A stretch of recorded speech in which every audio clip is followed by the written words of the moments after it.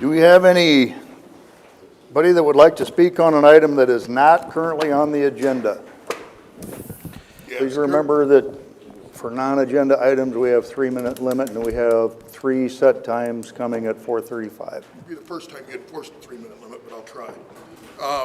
I'm Gary Brown, the Director of Woodbury County Emergency Services. I tendered my retirement letter on April 20th, and I've been trying to determine what course of action the board or the HR office is taking to replace me. There are some legal requirements under the law that there has to be an acting service program director before I can relinquish my duties, and I am scheduled to be done July 6th at 4:30. If there's not a temporary service director, the state of Iowa can shut that service down. You'll drop off of being able to provide any EMS coverage whatsoever in the county. I've asked Rocky when I first talked to him that I was going to retire, that he said, are there any internal candidates? And I said, yes, some that are very qualified. Over the last 6 weeks, I've gotten, well, we're studying the salary, we're studying the job description, and then this week Rocky informed me that Supervisor Munson is working on some plan. I checked with some of the other supervisors, and it sounds like there may be some plan in motion that I don't believe has ever been put on the public agenda. It's never been discussed with all of the board members. It's not been discussed with any member of the public or any of the service community. So I think the board needs to come clean with the public with what their intentions are for my replacement, and they need to get on the stick and get it done. And if there is a violation of the open meetings law, which I understand could be possible because you've had a walking quorum as you talked about this, then I think that should be researched and looked into. But you've got till July 6th to appoint a temporary coordinator and answer some questions for both myself and the EMS community and the public safety community in Woodbury County. Are we required to have your position by law? You're required to have a service program director. If you're going to have the service, you're required to have a service program director. And Rocky, I don't know how many times you and I are down this road. You don't like me, I don't like you. I filed a hostile work environment complaint against you. It took 4 months. And only after me badgering the HR department did I get a response. You had the HR director who answers to you investigate the complaint. I asked for someone outside of the courthouse to investigate it. Mark Munson has no time of day for me because I've stood up to myself in previous board meetings, and he's told me in the past that I will never speak to a board again like I did 7 years ago when you guys started cleaning house. Well, the long and the short of it, Gary, is we don't feel like we owe you as an individual an explanation. We are still in the phase of figuring out what we're going to do. If you think there's been an open forum, open quorum thing going on, then show us what you have. I don't understand. Tell me what the plan is Supervisor Munson is working on. I don't know that there is a plan. Well, that's what I was told by Rocky. You sent me an email wanting to FOIA my thoughts. What are you thinking? I sent you an email because the chairman of the board told me. You can't FOIA my thoughts. The hold-up was you were working on a plan. I think we're all working on a plan. Well, I think is it on paper? No. I think the public should be involved in it. The emergency response community should be involved in it, and the staff should be involved in it. I offered in January. I informed you guys of what I was thinking in January, and offered to sit down with you and go through anything you wanted to go through about the department. I've not even been asked one question. It's a very complicated department out there. It provides a life-saving benefit. It's one of the few programs this board delivers to the feet of the people out in Woodbury County. And the emergency response community depends on that department out there. And because of personal conflicts, if you want to go in and start disassembling that thing, you should resign. I don't think you want to go there. Let's end this, okay? We had enough. Be open to the public. That's all I'm asking. We haven't decided anything to open up to the public, Gary. The long and the short of it is we haven't decided what we're going to do yet. That's not what you told me this week. You told me Supervisor Munson was working on a plan, and that's why I requested. No, I told you that I'd been talking to Mark on occasion about it, but there's not what you said, right? Well, whatever. I don't care what you said or what you think I said. There's no walking quorum. If you think you have the proof for that, have at it. Well, then I think it sounds to me more like you've been doing the walking quorum and trying to rally everybody here to figure out what's going on. I've called them trying to figure out what's going on. Yes, I have. I've called every one of them. And you know what? I have no obligation under the open meetings law on the open quorum. You do. You're elected. Do you think I violated that? I think something's going on in the background of this position would have been filled. Well, then if you have some proof of that, I would encourage you to take what you have and run with it. Your words. How many of, Mr. Young, have I talked to you in detail about anything? Mr. Wright, have I talked to you in detail about anything? Mr. Raddick, have I talked to you in detail about anything? I have not talked to anybody other than the HR director on this position at any point. The only discussion I had was after I got a text message from you just asking where we stand, is this being filled? And that's all I went down this open meetings tunnel because Supervisor DeWitt told me there was a plan being worked on. And I meant between Melissa and I. So if you have other designs Not or, what you said. Rocky, I'm just going to interject here. thank you. Citizen concerns is a time when people can bring information to the board. It's not an open discussion forum. It's not an agenda item on this matter today. So I think that you can receive the information. You can indicate if you're going to, in what matter you're going to respond, but I don't think it's appropriate to discuss the matter in detail. And we're already past our set time, so. I've been willing to advise the board on ways to go, and I've not been asked. I'm still available if asked.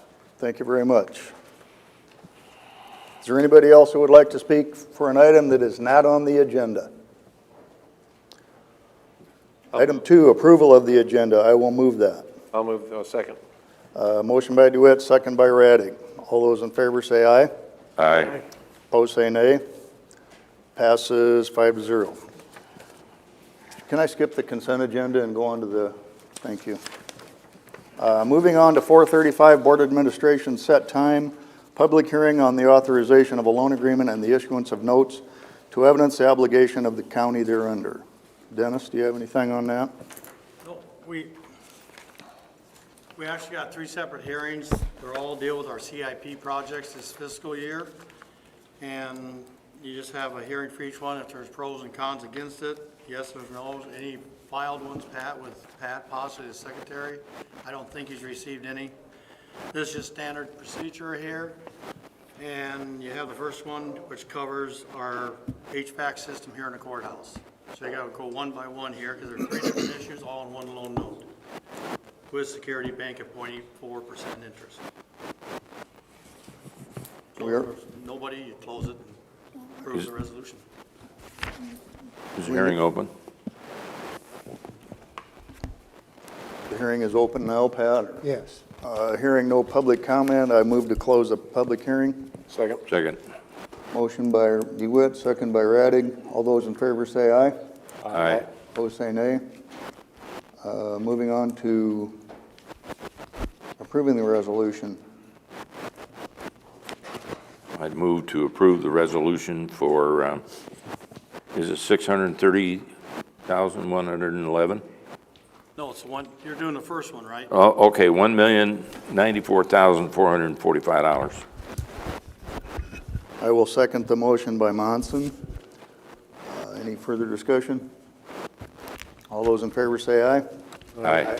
Opposed say nay. Passes 5-0. Okay, the second one's for 600, I believe, and, And the second one takes us to the 4:37 time, Dennis? yep, which is the public hearing on $630,111 general obligation note, classified essential county purposes. Same as the first one, essential county purposes. This includes CIP for computer improvements, the institute out there where we put out $123,000. It also includes the sheriff's scheduling software, and which totals all up to $630,111. We are in the public hearing. Does anybody have anything to say for or against this measure? Hearing none, I would move to close the public hearing. Motion by Monson, second by DeWitt to close the public hearing. All those in favor say aye. Aye. Opposed say nay. Passes 5-0. Item D is approval and resolution instituting procedure to take additional action. I will move that. Second? Motion by DeWitt, second by Monson. Any further discussion? All those in favor say aye. Aye. Opposed say nay. Passes 5-0. Are we still on? We are there. 4:39. Public hearing on the authorization of loan agreement and the issuance of notes to evidence the obligation of the county thereunder. Dennis? This is for some gear out, emergency service, also a new truck. This is actually classified general county purpose, but it's all tied into all of our other loans. It's a, what do they call that gear, takeout gear or up, Turnout gear. turnout gear, thank you, and a truck. We're now in public hearing. Is there anybody who would like to speak publicly on this for or against? Hearing none, I would move to close the public hearing. Motion by Monson, second by DeWitt to close the public hearing. All those in favor say aye. Aye. Opposed say nay. Passes 5-0. Item F, approval of the same resolution. Move it. Motion by Ung, second by DeWitt. Any further discussion? All those in favor say aye. Aye. Opposed say nay. Passes 5-0. This will be closed before the end of the fiscal year, so it'll be money in the bank by probably June 29th. There'll be some loan agreements. They'll come before the board where they have to be signed also. Okay, Thank you. thank you. Let's go back to the consent agenda. Items 3 through 7 constitute a consent agenda of routine action items to be considered by one motion. Items pass unanimously unless a separate vote is requested by a board member. Item 3 is approval of the minutes of the June 1st meeting. 4 is approval of claims. 5, human resources. A, approval of memorandum of personnel transactions. B is authorization to initiate hiring process. 6, board administration. A, approval of resolutions for tax suspension for initials M, K, and PK. And B, approval of lifting tax suspensions for petitioners who fail to recertify their income or income does not qualify for continued tax suspension. And item 7 is secondary roads. Approve the permit to work in the right-of-way for Larry Eisenhower. Is there any issues or things that people would like to itemize on that? I'd move the consent agenda. Motion by Monson, second by DeWitt to ratify the consent agenda. All those in favor say aye. Aye. Opposed say nay. Passes 5-0. Item 9, Iowa Drainage District Association, Mr. Torbert. This is an information item.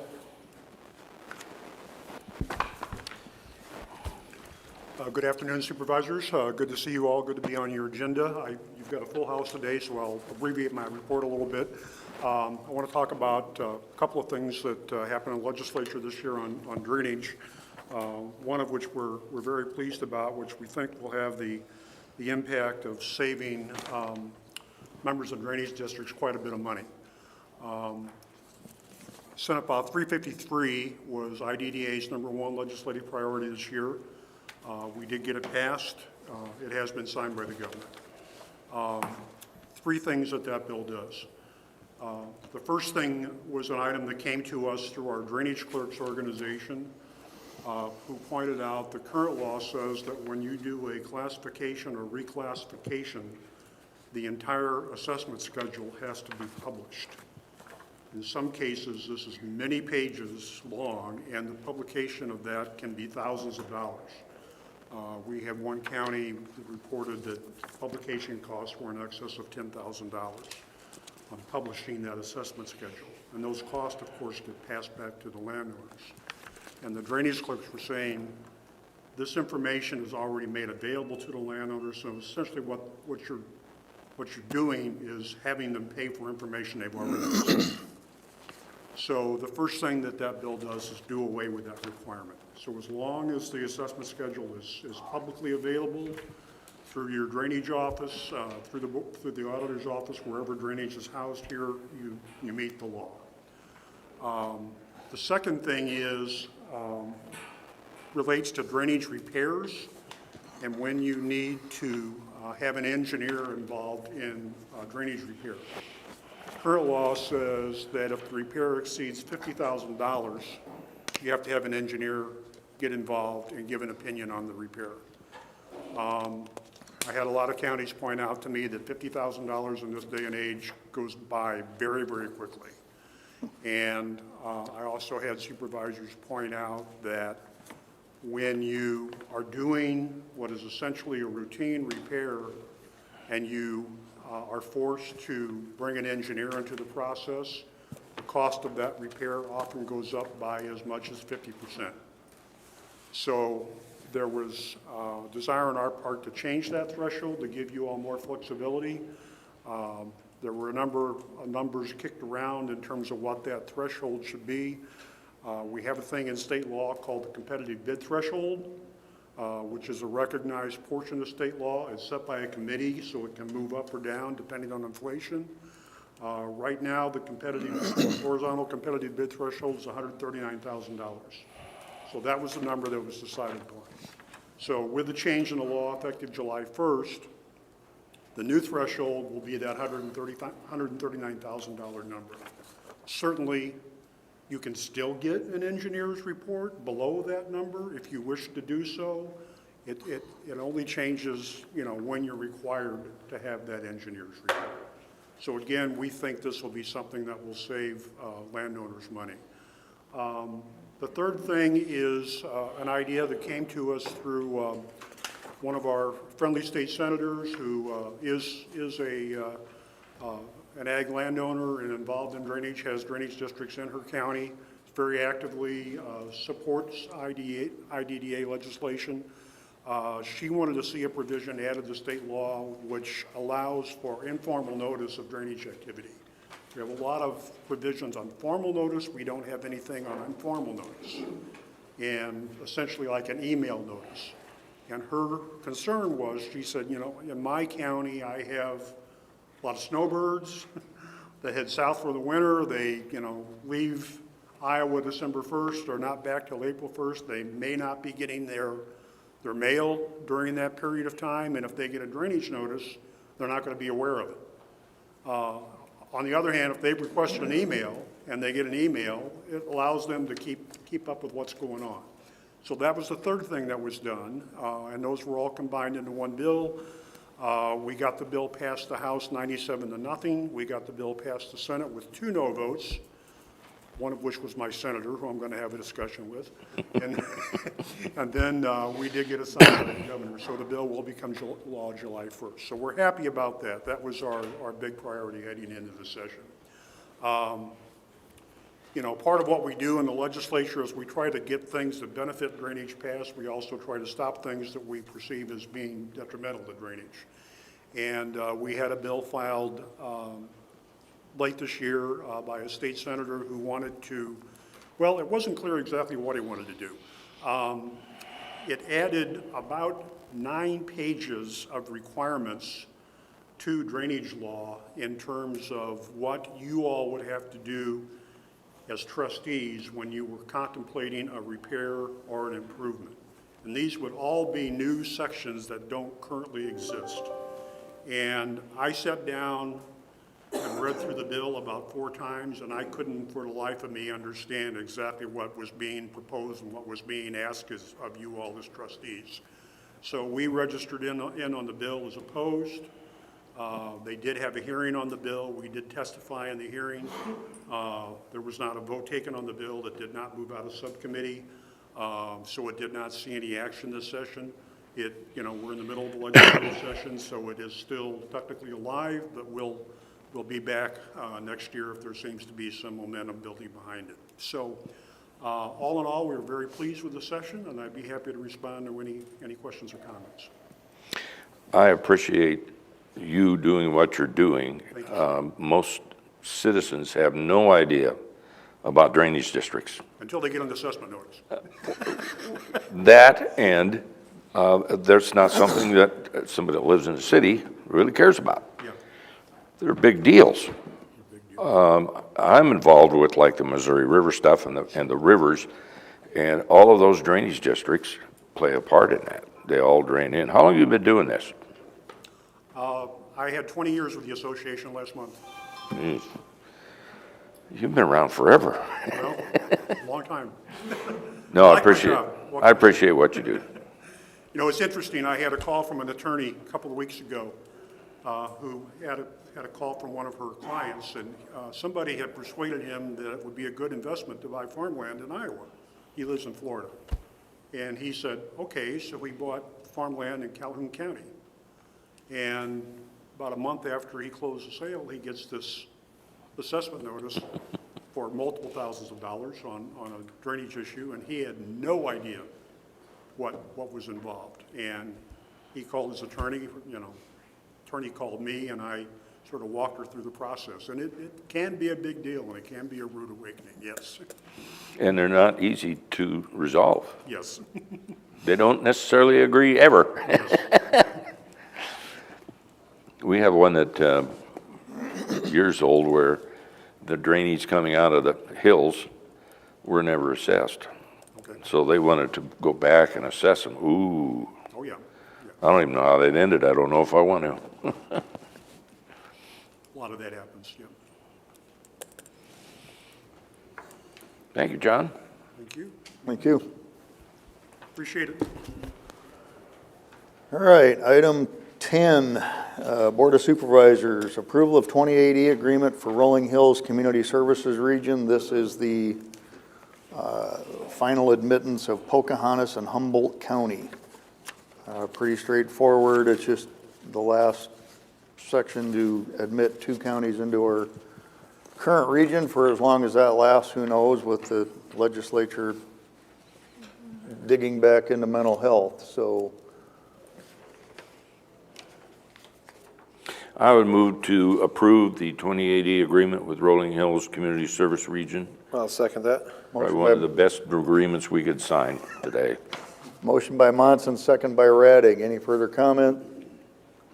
All those in favor say aye. Aye. Opposed, say nay.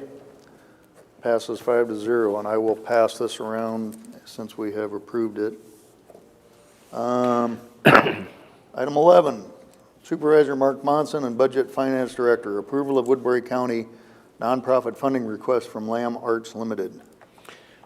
I guess I'll start this. If you walk out our front door and make a left, you will see the Lamb Arts Theater proposal. If you have seen the write-ups and the drawings of what they're going to do, incredible. I really think it's an expansion of the entire downtown Sioux City with Children's Museum and the Art Center and the museum and the Lewis and Clark Center. This is really a big expansion in the fine arts area. It's near and dear to my heart. I love it. The Woolies are here. We were just having a conversation. I went to the first Lamb Arts production I'd ever seen on the 10th floor of the Hilton Inn in downtown Sioux City, which is 1979. Didn't have a clue what I walked into, but wow. Comments? Hi, Russ and Diana Woolley from Lamb Theater, and I'll move over here. We would be thrilled to be able to have some kind of a commitment, multi-year, single year, but multi-year would be fabulous. We're at the point where we've raised, it's a $17.4 million project, so it's a huge project that we're undertaking, starting out basically on our own. But so far we've raised 41%. We're at $7 million plus some dollar bills in there. In order for us to apply for further state grants and federal grants and also for corporate grants, we need to show that we have the support of the city and the county and the state. So this is where our plea is coming to you people. The theater obviously resides in Sioux City, but the history, that was the first auditorium in Sioux City, built in 1909. And at that point, not only was a hub for the arts in Sioux City, but obviously the region. Sarah Bernhardt played there, Ethel Barrymore played there, Anna Pavlova danced there, presidents spoke there. And to return that building to the fabric of what Mark was saying, the fabric of downtown Sioux City, is an amazing opportunity. It's just an opportunity that you just can't let go by. And so very much you folks and your entity is in purpose. As Diana was telling me just yesterday, we got a donation check from Bronson. It is Again, it resides in Sioux City, Iowa, but the impact is the entire region. And And our it's gonna make the courthouse look pretty good. well, and it would be nice, if this whole area would be such an architectural, Restoring that building, that would be- because we want to restore it so it looked exactly, the facade will look the way it looked in 1909 when it opened. and our outreach right now is way past I mean, we're really into Woodbury County itself, but also inside this entire region, so. I would propose, we start with 50 grand, and Justin we had a not walking, but sitting conversation before the meeting, and your thought was? I was curious to ask Dennis, how much uncommitted gaming revenue will be generated over the next 20 years? Uncommitted over the next 20 years? Sure. That's hard to commit because we have an issue facing us down the road here. I hate to bring ARF in here, but we're gonna need every dollar we can get if we have to repay anything. So a huge commitment would be very, very difficult this time because of the future unknown even for Woodbury County with the jail issue. We do have uncommitted funds this year. We could contribute if it meets the criteria, and I'll refer that to Joshua as a public service. That's the criteria would probably be, maybe Joshua address that, general public purpose. Now, some of our other stuff doesn't qualify, but this probably can. I'll let Joshua talk about it, but I'd hate to make a commitment ongoing because we don't know what we're gonna come up with if this ARP fails. We're talking millions. It's a risk. Everything's a risk we do anymore. But it's a risk, we gotta talk about a little later here, but, How long before we know when the risk is well, that's. on the table or away? We had a big conversation with the state auditor's office that we'll get into when we get further down the road here. Couple of years? The risk could happen within potentially months, Okay. because once they come out with a final ruling from the U.S. Treasury, that's going to determine a lot of things. Now, there's some cases we think we have a good case with, but there's other things that may not be a case. They may approve it all, they may deny it all, they may approve half of it. But whatever we obligate, we're going to have to come up with money if we don't have it, if we let the contract. So with this money here, for the current year, we do have about 150, 60,000 available this current year. What I'm afraid of is the future years, until this thing's resolved, it could be resolved real quickly, potentially. That where you get about 500,000 plus some from MERD, another 75. I'd like to see us save that money, at least for temporary, until we find out what we're doing. Where our ARF is going. Mr. Chairperson. But we could put money on now. Sir? Can I ask Joshua a question, please? Sure. The information that we just received from the state auditor's office, have you had a chance to review that? Not fully. There was information that was given from the state auditor's office that brings this type of contribution into question. And I think that it should be reviewed. Regarding a specific funding source or any funding source? This type of contribution. This is the discussion we had a few months ago about funding nonprofits, correct? Your discuss? Yes, and this was just released from the state auditor's office. Oh, just like yesterday or something? Yes. Okay. What has the contribution been from Sioux City, if any, at this point? At this point, they've helped us with the $400,000 as far as the purchase the building. of the building. And then you may have heard that representatives from the EPA designated Sioux City as a recipient of funds. And then we were told that our project would be not specific dollars yet, but it was $300,000 that the city received and that we would get a portion of that also. And then we do have an $800,000 brownfield grant. And our understanding in this process is that, like as Diana said, to move forward with other state grants, Actually, almost all my grants all now of at this them point. have to have support from the county. A commitment to match? Not necessarily not matching, to just match, no. It just, It's it has, we need to show that there's a buy-in by the county as well as the city, that it's not just one little nonprofit that wants, you know, yeah, the project is. that this is something for the entire county and beyond.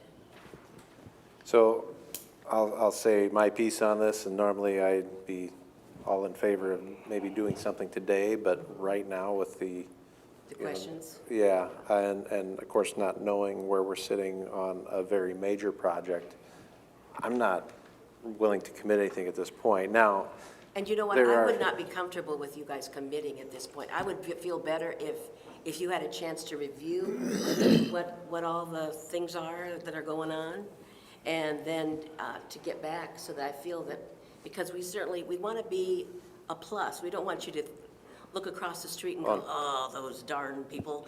You know, I don't want this to be a problem. I want this to be a positive thing And- for all of us. I always try to find creative solutions to issues. And, you know, what's interesting is they passed this, you know, American Relief Fund, sent us all kinds of money, but very unique uses within that funding. So, you know, you can't really fund anything we need to pay for, but here's some things we want you to pay for. And, you know, one of the things that I was kind of stricken by was that you could fund like a nonprofit that's willing to do things that maybe stem violence in the community. So as a production company or play company, you know, maybe if you did productions that were anti-violence in nature, we could fund those productions. Well, just You about know, any theater pieces. they're not usually It relates. pro-violence, right? The Yeah. quality of life and Yeah. so, Yeah. you know, But, you can make that, Yeah. so. But, you know, that's where he says, you know, if Auditor Sand just put out some kind of new information and, you know, they've been really pushing counties not to use any funds, no matter what reason, into nonprofits. You know, yeah, and I know because. We've been told that we have to do this in order to. Well, it's just like, There's always state people that say, you need to wait now until you talk to the supervisors, and they get on board, and then you move to the next step. Don't get us Just like- started on state. Yeah, just like the Riverfront project was the city's project, and then the Expo Center was a joint city-county, it was you know, a government project as well, where yours is a nonprofit project. I think you have willing people up here, I believe that, yes. but we've got some huge bumps in the road Right, that we and got to I- deal with. And I think as long as I know, and I know I can feel it, that you guys are behind this, I am certainly willing to wait a little bit. As long as it's yeah. not too long, because it's putting us in jeopardy of some of these grants that are coming Yeah. due. But, yeah, but I do appreciate that. Were you informed when we had that discussion here about a month ago, 4 to 6 weeks ago? Did anybody get in touch with you to let you know, like, that, with regard to funding No. nonprofits? No. Nobody was in touch? Okay. Yeah. What about We'll do a better job of communicating this. bringing water and sewer into the building, you know? Yeah. Well, maybe that's an infrastructure project, the relief funds. Oh, the whole Yeah. thing is a big, But we're limited to water, sewer, and what is it, the Wi-Fi? Broadband. Broadband, so, Ventilation. you got broadband ventilation? No. So, So what I'm hearing is we should probably defer this for at least a couple of weeks until county attorney's office gets some language And then clarified. the gentleman might be able to find more money. yeah. Or what about a resolution in support of without committing any money? Is that something that the state? I don't know Yeah. what that It- does statewide. Yeah, usually it has to be a financial something, but even Which that is would help in the interesting. meantime. This board has been doing that for Yeah, years and years and years. yeah. Okay. Well, we'll just wait a couple weeks, see what you guys come up with. I move we defer this for 2 weeks and bring it back. I will second the motion by Monson. Okay, thank you. Thanks so Thank you. much. All those in favor say aye. Aye. Opposed, say nay. Passes 5-0. Can you put this back on in 2 weeks?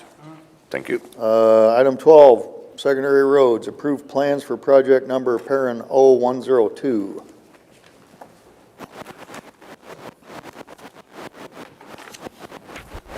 Good afternoon, Mark Nara, Woodbury County Engineer. This is the project that Mr. Allman was asking about. We had all of our permits done with the costs exceeding estimate on our bridge on K46 and C274. We had to stop letting projects for fiscal year 21, so we're shifting this one into 22, and it'll be the first one off the blocks for next fiscal. It'll be a large box culvert replacing a 3-ton bridge. Recommend approval. I'll move approval. Second. Motion by DeWitt, second by Monson. Any further questions for Mark? All those in favor say aye. Aye. Opposed say nay. Passes 5-0. Item B, award the quote to I-State Truck Center for a new Freightliner for $151,488. I presented the tabulated bids for the single axle dump truck we're looking at purchasing to replace our former 207, which was a 2004 Sterling. We evaluated the low bid international. We sent one of our extra large test dummies to test the front seat passenger cab. It was not large enough. My shoulder was banging against. You were the test dummy? Yeah, one of the biggest guys in the department, so I was a good test for it. The Freightliner and the Western Stars both had a much roomier and more comfortable cab. For the slight extra cost, we felt that the Freightliner was the better way to go. All four low bids are basically the same truck under a different skin. But that cab was very confining in the international. It would be a lot to put a good-sized man in for a full day. I'll move approval of to award the quote. Second. Motion by DeWitt, second by Monson. You could almost get two F-150 limiteds for that right now. Yeah, they're not giving these away. And we won't even see the truck chassis until February. This will be a 2023 model. The 2022s were sold out before we even got to the door. Wow. It's, the market for trucks right now is challenging, just like it is every other building supply, car, whatever you might be looking to purchase. I'm surprised you still had a 2004. We run those single axles for quite a while. So. We like to try and get 12 to 15 years out of dump trucks. And if you look to 207, it's still a pretty good looking truck. Our staff takes very good care of the equipment that the board purchases for their use. I'd match the looks of our fleet, even our older vehicles, against any fleet in the state. All those in favor say aye. Aye. Opposed say nay. Passes 5-0. Item 13, building services. A is approval to provide funding means necessary towards Woodbury County Law Enforcement Center Authority project costs, including, if available but not limited to, allocating $10 million of the 2021 fiscal recovery funds, also known as ARPA, up to $5,576,000 of the 2022 ARPA funds to the same Law Enforcement Center Authority. Kenny Schmidt, the Business Services Director. As the board and others know, our project cost came in quite a bit higher than what we had anticipated. The increase brought some real apprehension to the LEC Authority.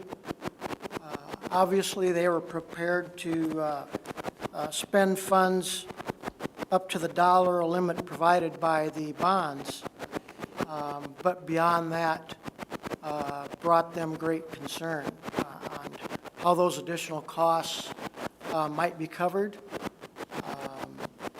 And so they're coming to the board asking your approval to cover the additional funds that may be necessary, and to find the sources for that funding.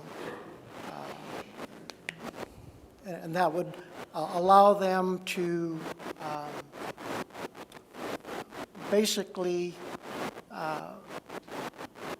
give them some security on whether they really want to move forward with the building of this LEC or this project. These cost overruns in any way can be blamed on poor management or poor leadership or poor planning, so to speak? Was this within anybody's scope of control? Absolutely not. The majority, if not all of these costs were due to COVID-19 and continue to be impacted by the whole United States, as everyone seems to understand at this point, on costs and material availabilities and all of the things that came along with it.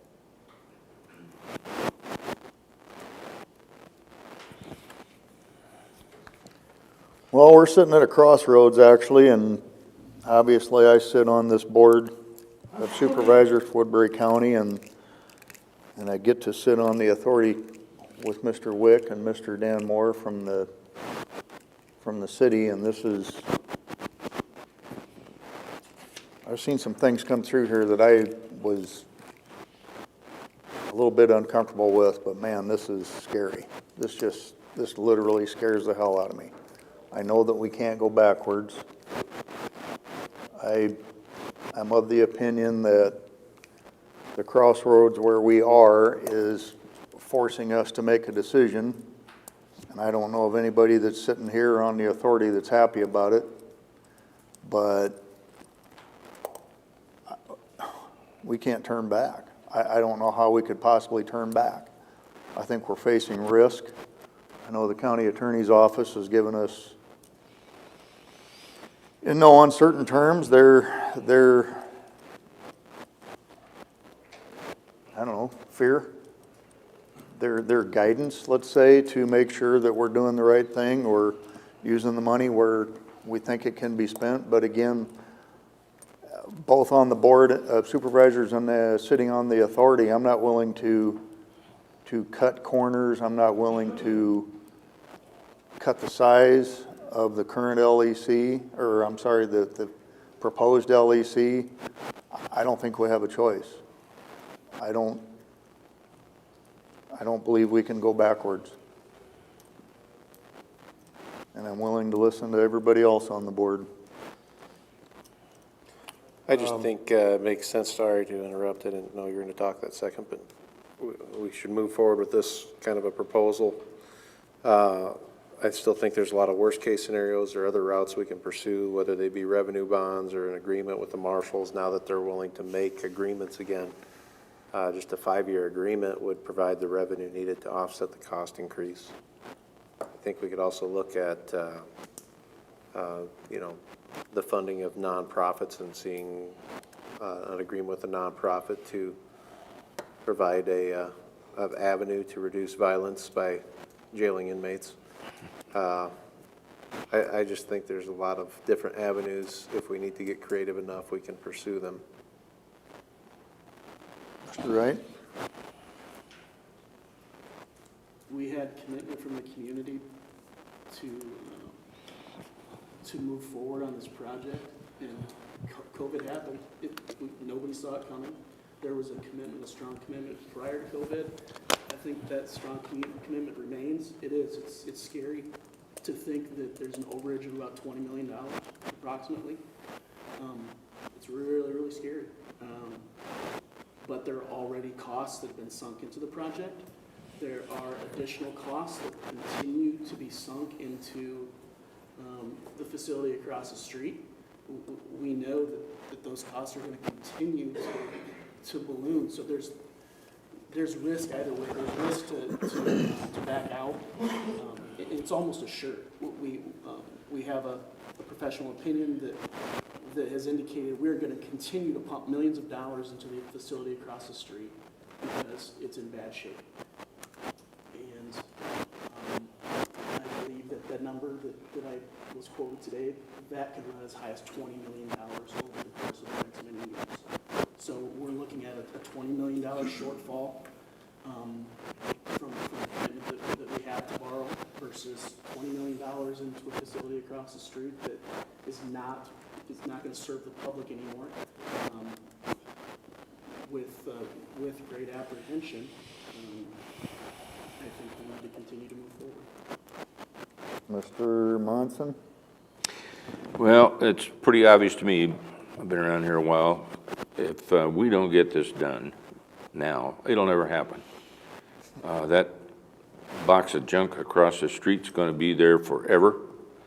I spent a lot of time over there with Larry Goldberg trying to figure out how to make that better. And everything that would make it better meant then you had to do something else, like a new HVAC or a new this or a new that. And the costs just went out of sight every time we talked. And we didn't get to gain bed space.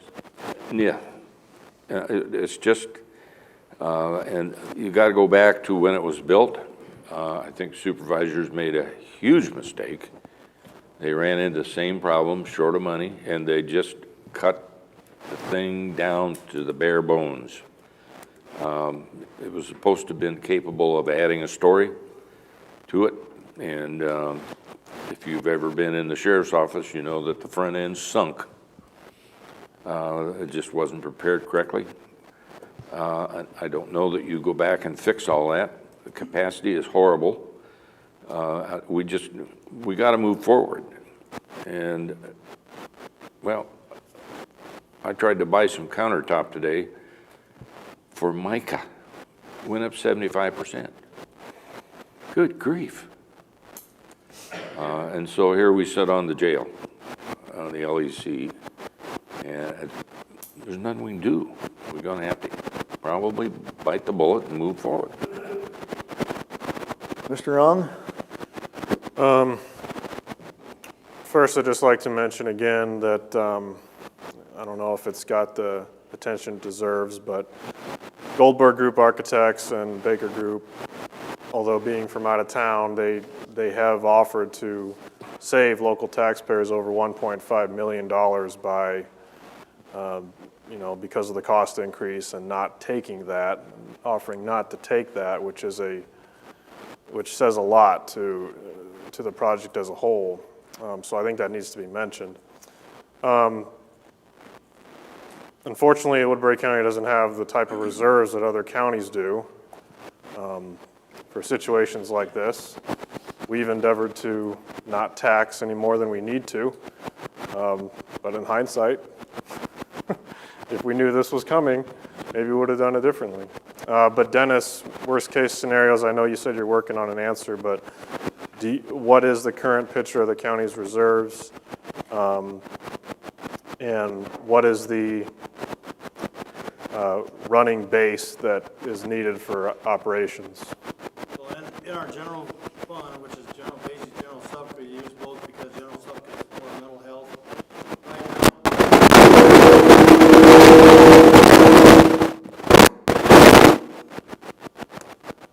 By the end of the year, we should be up a little over 20%. This last year, we're up to about 18-19%, so our balance is gradually creeping up a little bit.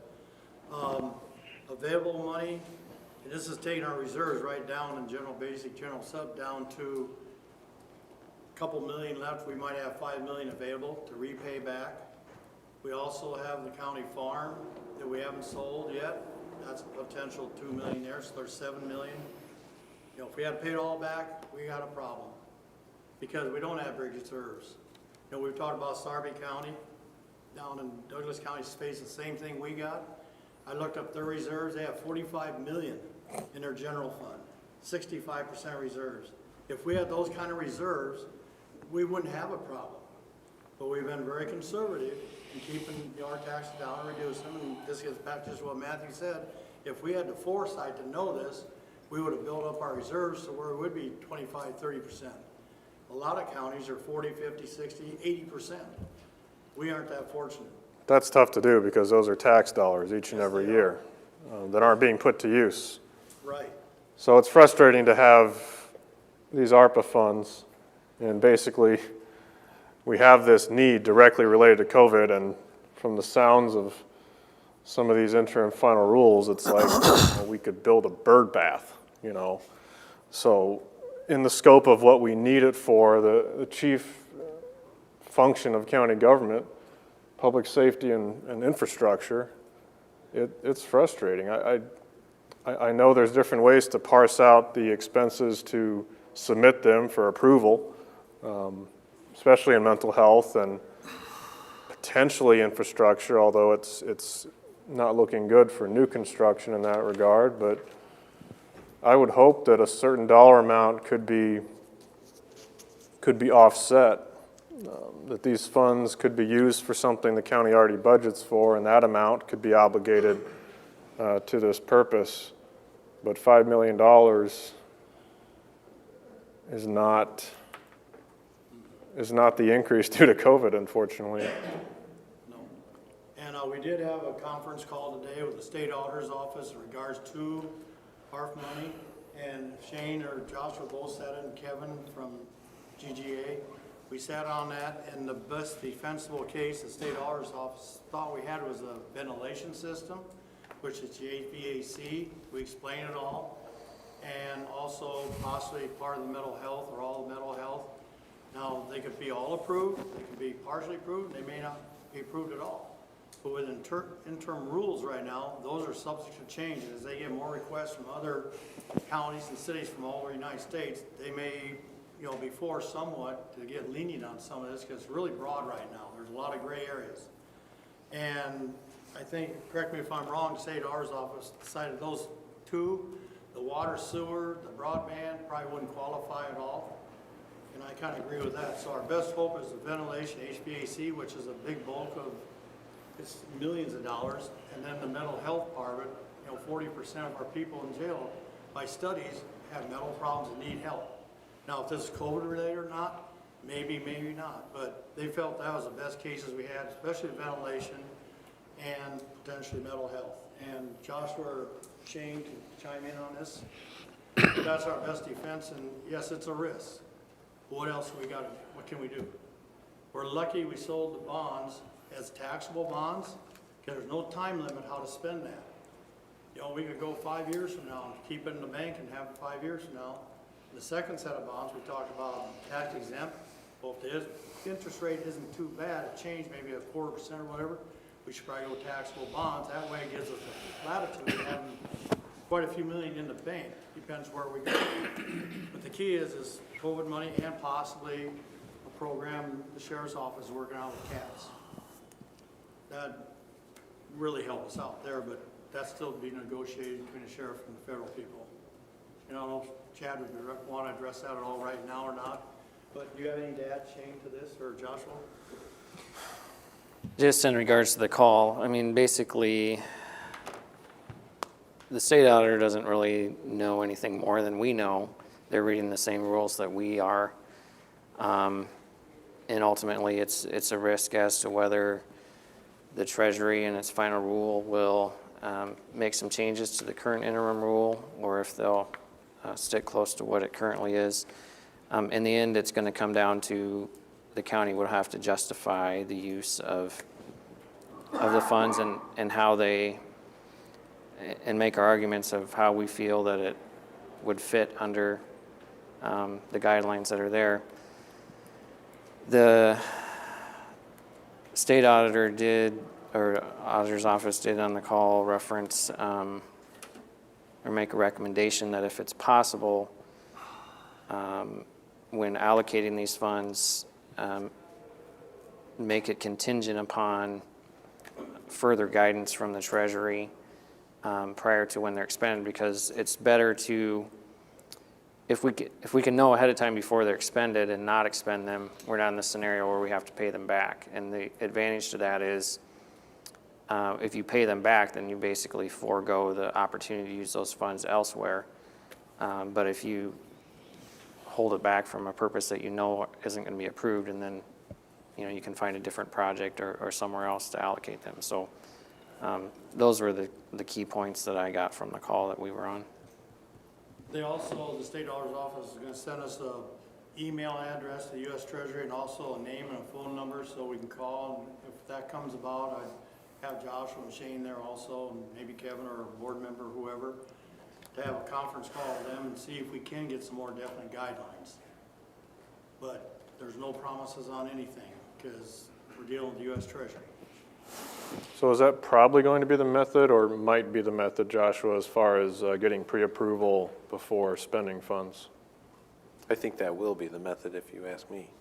Well, there's not really a pre-approval process built into the rule, other than there are several pages of lists of eligible uses that are, it's a slam dunk. If you do these certain things, then that's going to be approved on the back end. The reporting requirements are on the back end. You have to say this is how we spent the money, and then that's subject to review. The gray area is in the uses that are not specifically enumerated, and the interim rule is clear that there's permissible uses beyond exactly what's enumerated. It's just ultimately the tie-in, it has to come back to addressing the public health emergency created by COVID, and it goes back to what extent they can be used on infrastructure and whether that can be used on new infrastructure versus improvements to existing infrastructure. And a lot of those there's not clear answers on, or there's not answers on that would appear to be favorable to the use on the jail project. So Josh, how does it fail to meet the definition of economic impact due to COVID? There's a line in the rule that addresses that these funds are to address economic impact. So I'm just... It's very gray. Yeah. Very gray area. Well, basically, Congress passed a statute that is very broad, and it does have that economic impact language, but then they tasked the Secretary of the Treasurer to come up with the regulations that implement that statute. And the interim rule, which is, it's not final, but it is like 155 pages, and they've set out different ways that the funds can be used, but they haven't gone in that direction of the increasing costs of materials for construction. It's been more, they have talks of impact on tourism. I think there's even a provision where entities can do direct payments to individuals or businesses. That addresses economic impact, but it's not, for whatever reason, the rules haven't identified the increase in costs and materials. But they may? I suppose it's in the realm of possibility. Based on what's out there in the interim rule, it appears to be unlikely because they just haven't gone in that direction. If the board were to approve or dedicate funds and it was later definitively clarified, for instance, we submitted a request and it was denied in that method Joshua mentioned, and we disapproved it at that point and searched for other uses for the money, what is the time between now and when these particular dollars would actually be spent by the authority? Like, how much time do we have? We got till it's built. When are we paying the last bill for the LEC, in other words? Like, when do we need to when would a check need to be sent, so to speak, from these funds?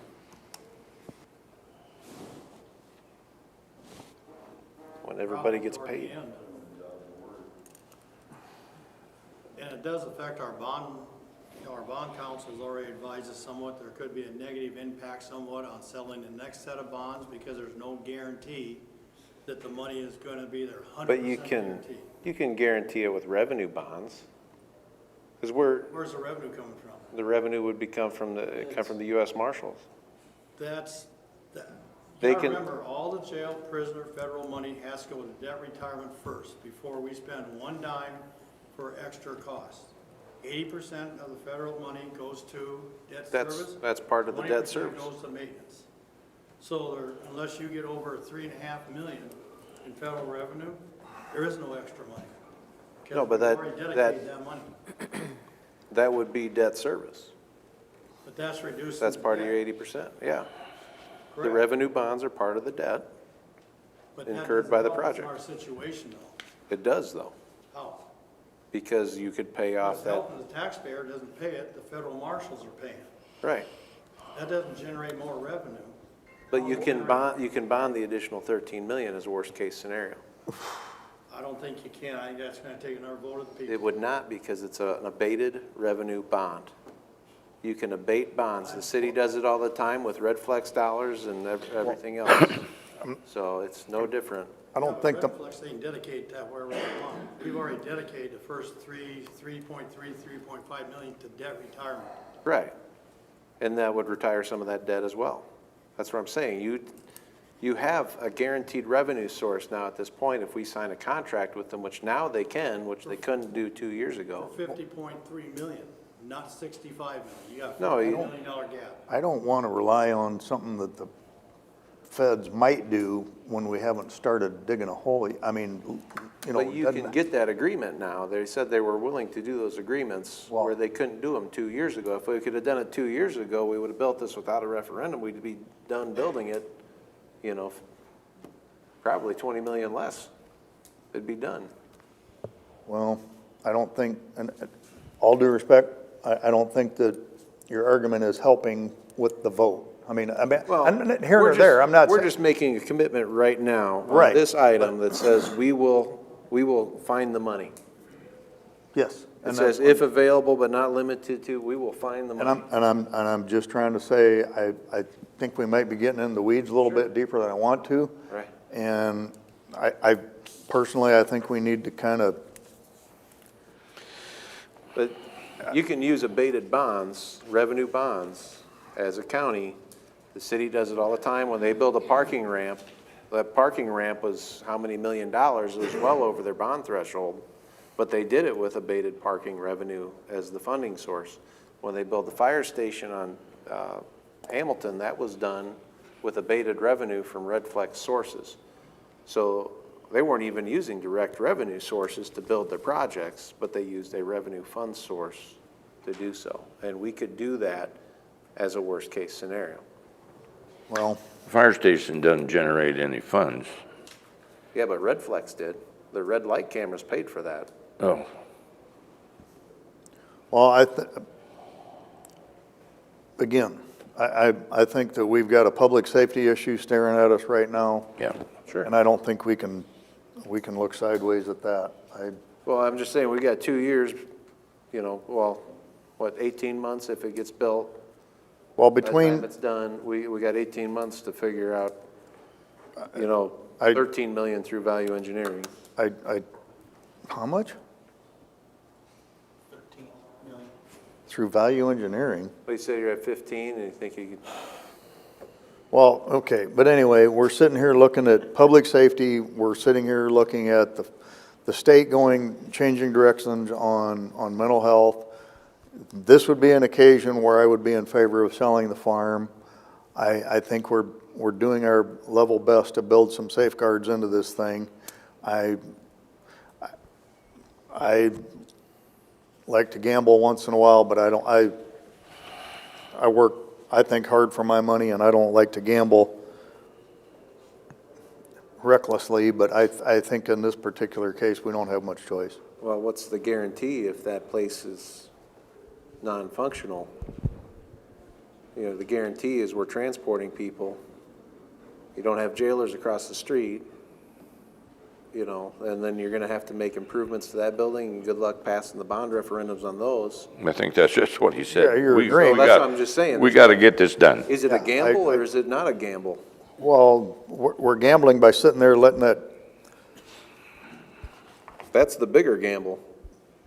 pile of dog poo sitting there the way it's sitting. I don't think we have much, because it's going to cost us money sitting there and continuing to operate and crossing our fingers and holding our breath that it doesn't fail. or we sit here and we commit $15.5 million and have a backup plan for at least a portion of it. So, So you need a motion on this? yes. I would move it. Second. Motion by Monson, Reddick by, I'm sorry? Let anybody else comment? We just made a motion in a second, so more comments can come after that. It's just open on the floor for discussion. So yeah, we'll take more. 1 second, Ernie. Motion by Monson, second by Reddick.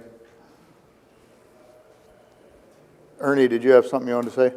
Yeah. I'm sure a lot of people here have something to say. Okay. Shove this down our throat. Ernie Colt, 4526 Perry Way. Are you kidding me? I just heard him say he moved 2 bridges out till next year. We can't afford to do that. We can't afford to give nonprofit LAM any money. We don't know if we got this money. We're taking a big gamble. Who's gonna end up paying for this? Taxpayers? Is that what you're doing to us? You're gonna shove this down our throat too? Are you kidding me, guys? Where's your common sense? When you go into a mattress store, do you pick out the cheapest mattress? Not I. Not I either. You go to pick out a car, do you pick out the cheapest car? Because it's the cheapest? What happened to quality? What happened to common sense with our dollars? It wasn't an overwhelming vote to approve this referendum. Do you remember what the percentage was? Yeah, it wasn't overwhelming. We barely got this through. You've got a lot of opposition out there, guys. And you try to shove this down taxpayers' throats, this is going to come back on you. I guarantee you. I think we need to have some more public comment Could I ask you? on this issue. Could I ask a question first? You betcha. What would make you happy? What is your recommendation? We need to stop this train wreck. Throw these bids out. They've already said they're not going to charge any more. The architect's not going to charge any more. There doesn't have to be a redesign. We need to rebid the damn thing. Let's do some value engineering on it. We can do that. Let's put this thing out for bid. It's way over budget. You do that on every other project. What, 15.5 million over budget, and we're going to shove it down the people's throats because of safety? Man. Can you guys guarantee think that it about would be this. cheaper? Can you guarantee the bids would come back cheaper? Because I Can don't, you guarantee they're going to go up? no, I can't. I can't guarantee they're going to go down then, okay? That's where we're at. We're going to do some value engineering here. We're going to bring these costs down to a feasible level.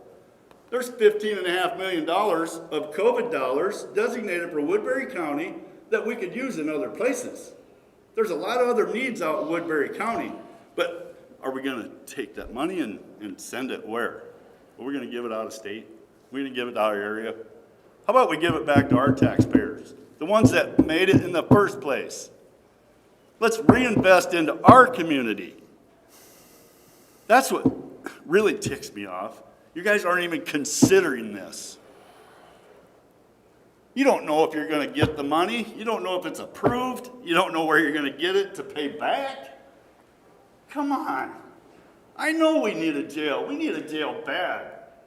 Because that piece of junk over there was built with low-quality workers, and now it's going to be demolished in 30 years. We got buildings in this town, been here for over 100 years, built by quality craftsmen who cared about their work, and they're still standing. We're going to refurbish it. Hell, we're going to put money into this building over here. Do you want to build another jail to tear it down in 30 years? I don't. Let's do this thing right, guys. We can do it right. Just give it a little more extra, would you? Take it into consideration, for crying out loud. That's $15.5 million. We have no idea on how to pay back if we're not approved. That's all I got to say. Thank you.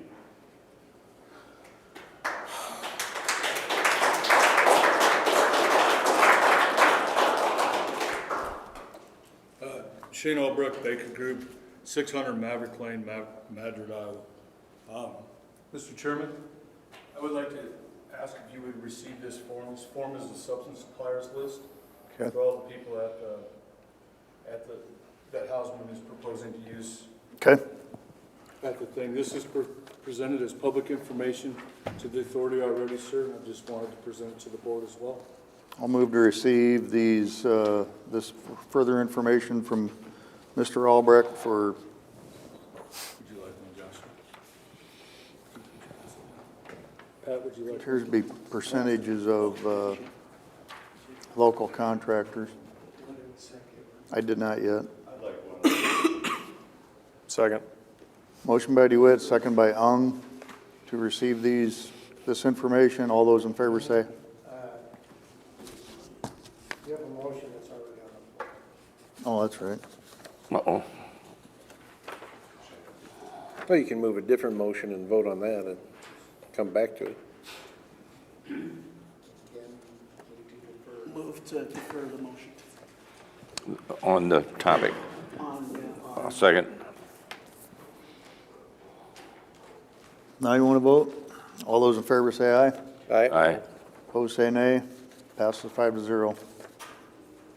I'd move we accept. that was not on the motion that was being previously discussed. It was on receiving this paper. That was just to get the paper. Right. Okay. Now there's a motion, so the vote should be received. We need a motion to receive this. Yes. I'd move that. Second. Thought we just voted on that. No, we deferred. Oh, sorry, yeah. We vacated the prior motion, Okay. which we had a second, you wanted to speak. Okay. So we back. Motion by Monson, second by That's right, Wright. And that was for, receiving. to receive these. All those in favor say aye. Aye. Opposed say nay. Passes 5-0. All right, so if you look at this, this is the sub-suppliers list. This is looking at what local contractors are. Those are all the ones highlighted in yellow. They're on your sheet. I kind of did some rough numbers based on estimates and stuff of what percentage of each of the project that is. So if you look at all the things highlighted in yellow, that's roughly 45% of this project. I then went through, because if you do concrete foundations and everything else, the concrete's getting bought here locally. No matter who's doing the work, and the workers could come here from here locally as well. So the concrete and the foundations and interiors, they're gonna buy all the concrete here in Sioux City because that's where you have to drive. You can't drive it from too far away, it's just not practical. So if you look, you'll see some of these ones that are green. And that's part of the reason. I put a call into Poly Jail because people have said, hey, they're from Indiana. And they are. Poly Jail is based out of Noblesville, Indiana. But when I talk to them and their standard operating procedure is, they're gonna send a superintendent that is coming from Savannah, Missouri. He's gonna come to this site. They have 7,000 hours that's gonna go on. Of that, they have slated 6,000 of those 7,000 hours, or 85%, is gonna come from local 21A, which is the local ironworkers union, because that is where they get their people to do the work. So those are the items that are in green. The couple that are in a pink, those are precast. So no matter who is low on this project, precast, you don't have a plant here in Sioux City to make these panels. Elevators, unfortunately, also don't have a plant here in Sioux City to make the elevators. So those are the reasons, those are the why, those are there, and that's about 6% of this. There's 6% of this that doesn't have people's names even filled in. So that's undetermined. If you add all those up, that's 85% of this thing is accounted for right there in the different things. You either didn't have somebody to do it, it's a shared thing that they're doing partial things, or it's local people. I just want to make that 100% clear. I'm not disputing anything anybody's saying or asking. I just wanted to share that with you guys. Any questions about that?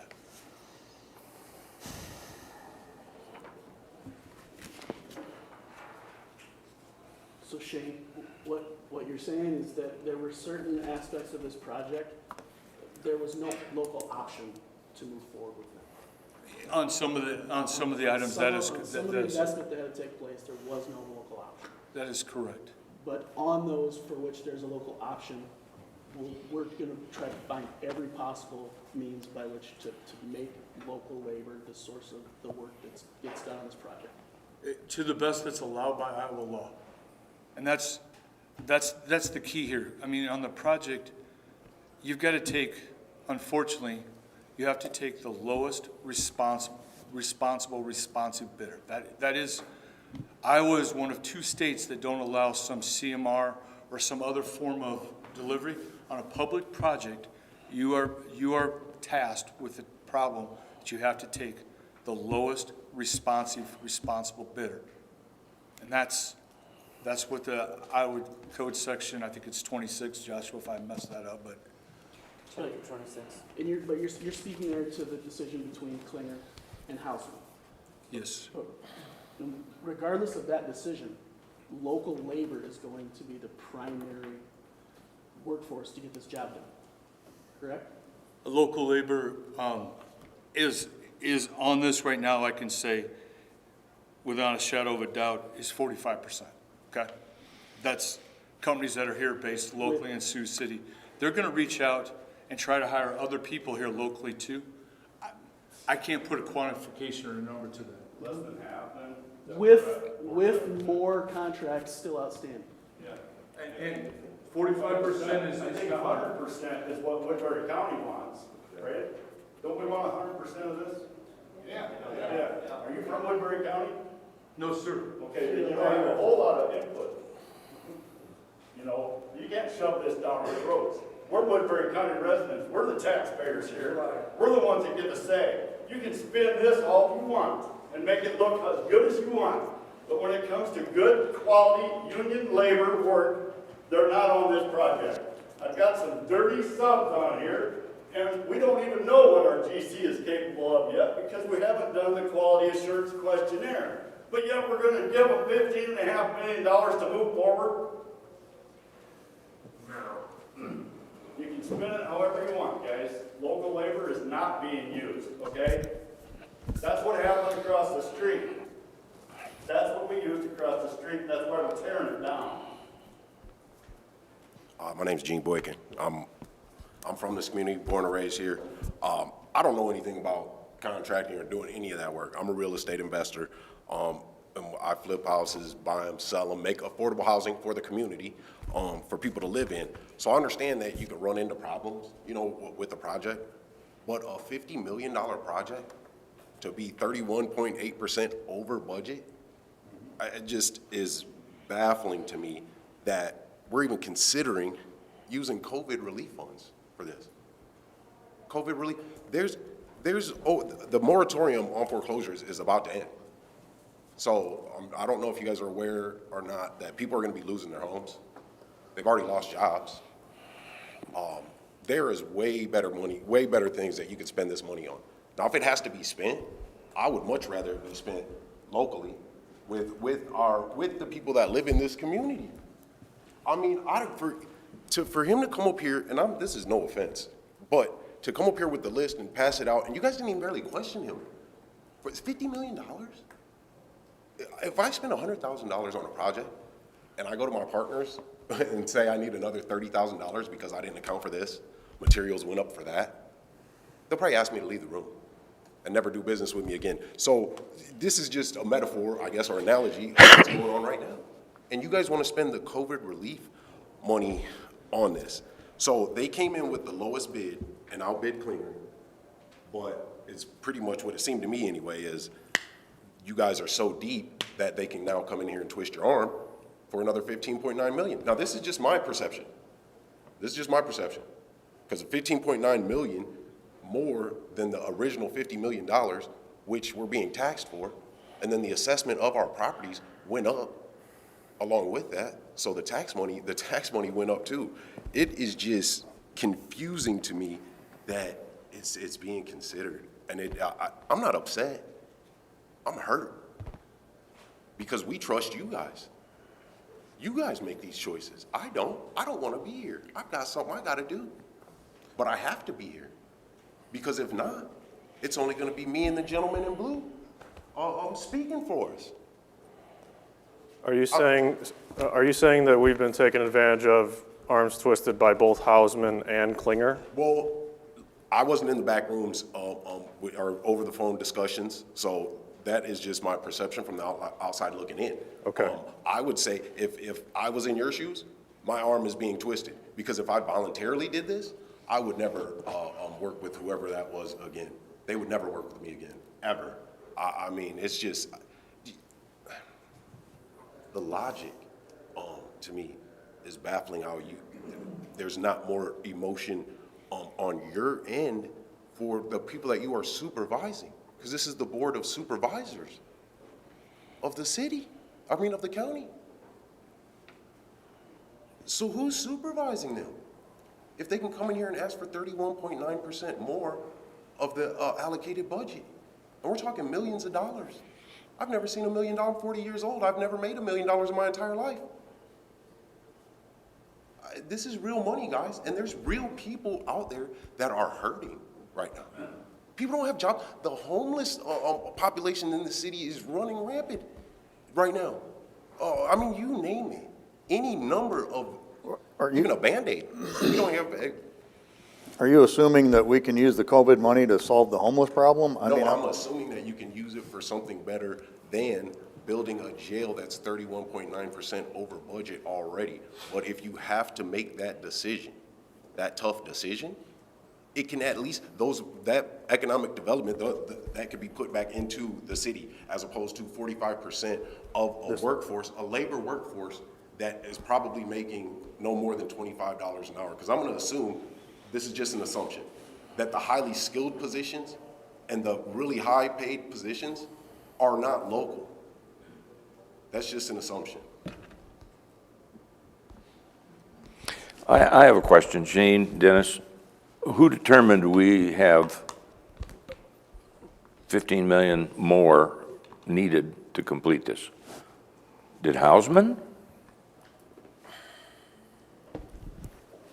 That's just how the bids came in. What do you mean, who determined what?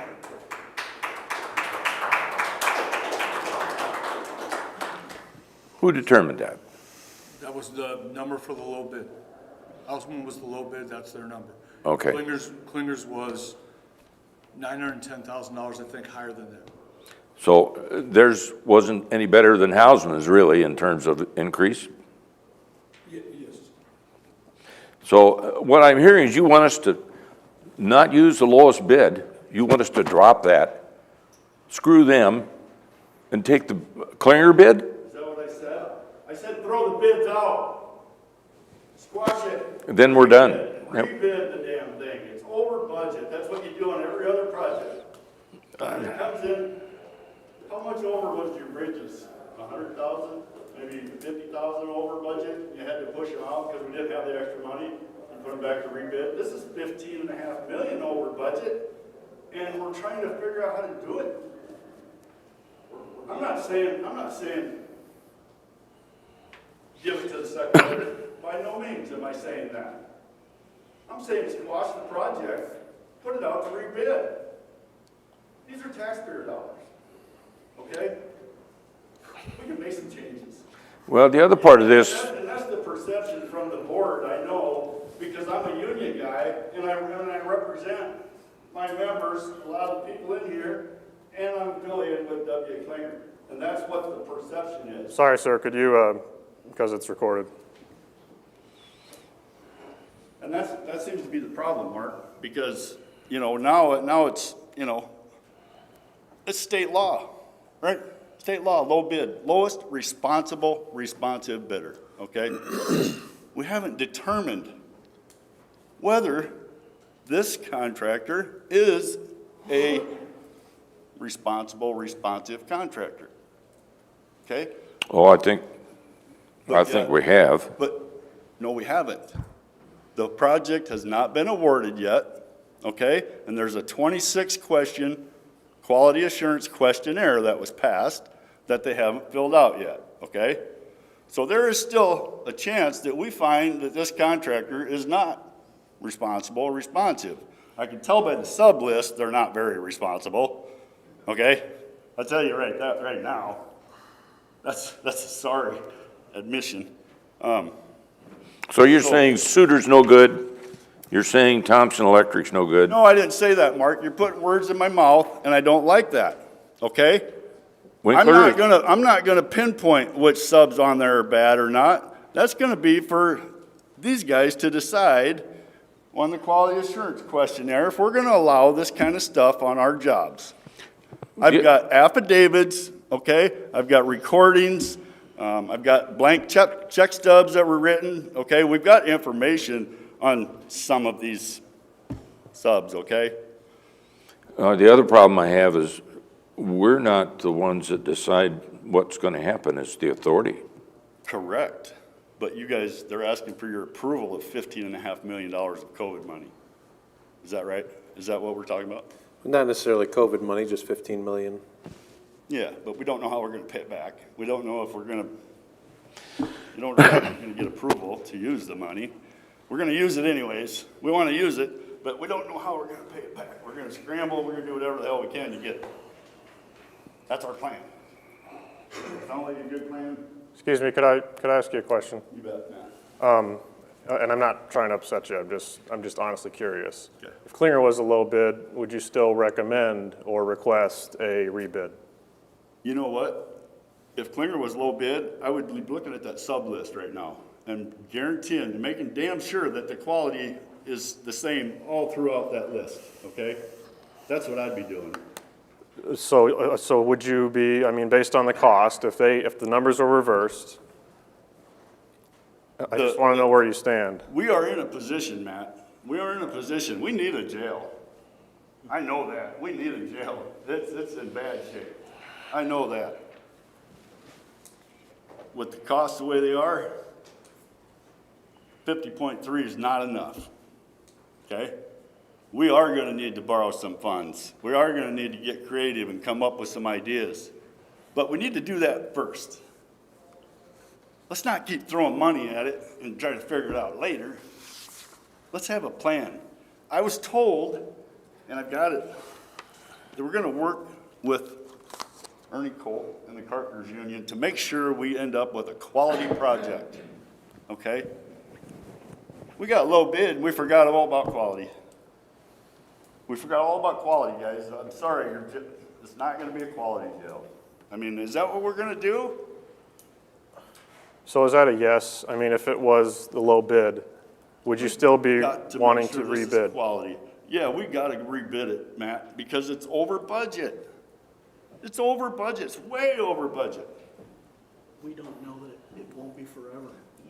We don't know if they're going up, they're going down. I tell you what, steel's coming down. Is anybody else here familiar with steel prices right now? But how long are we willing to wait? Steel prices are already coming down. Okay? I'm not an economist of any kind. I'm a projectionist, but I know this. Steel's coming down. I hope it represents the board's perspective well and the authorities that we have not downsized the, I mean, we haven't downsized the jail.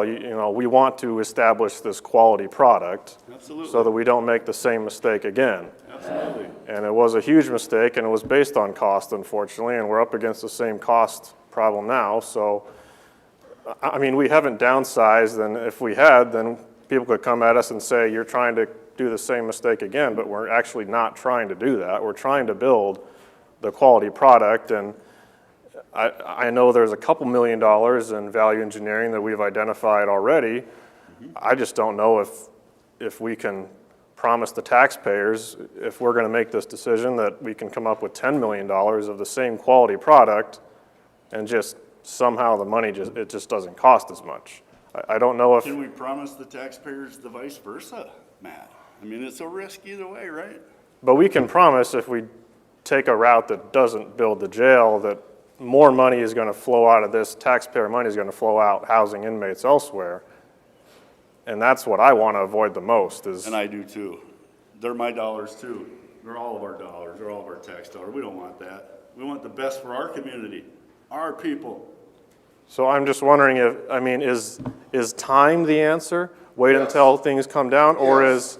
is This changing? Unprecedented times, we got unprecedented prices going on. I need to fix my house. Can you tell us who you are Dean first? Bradden, 2604 South St. Aubin, Sioux City, Iowa.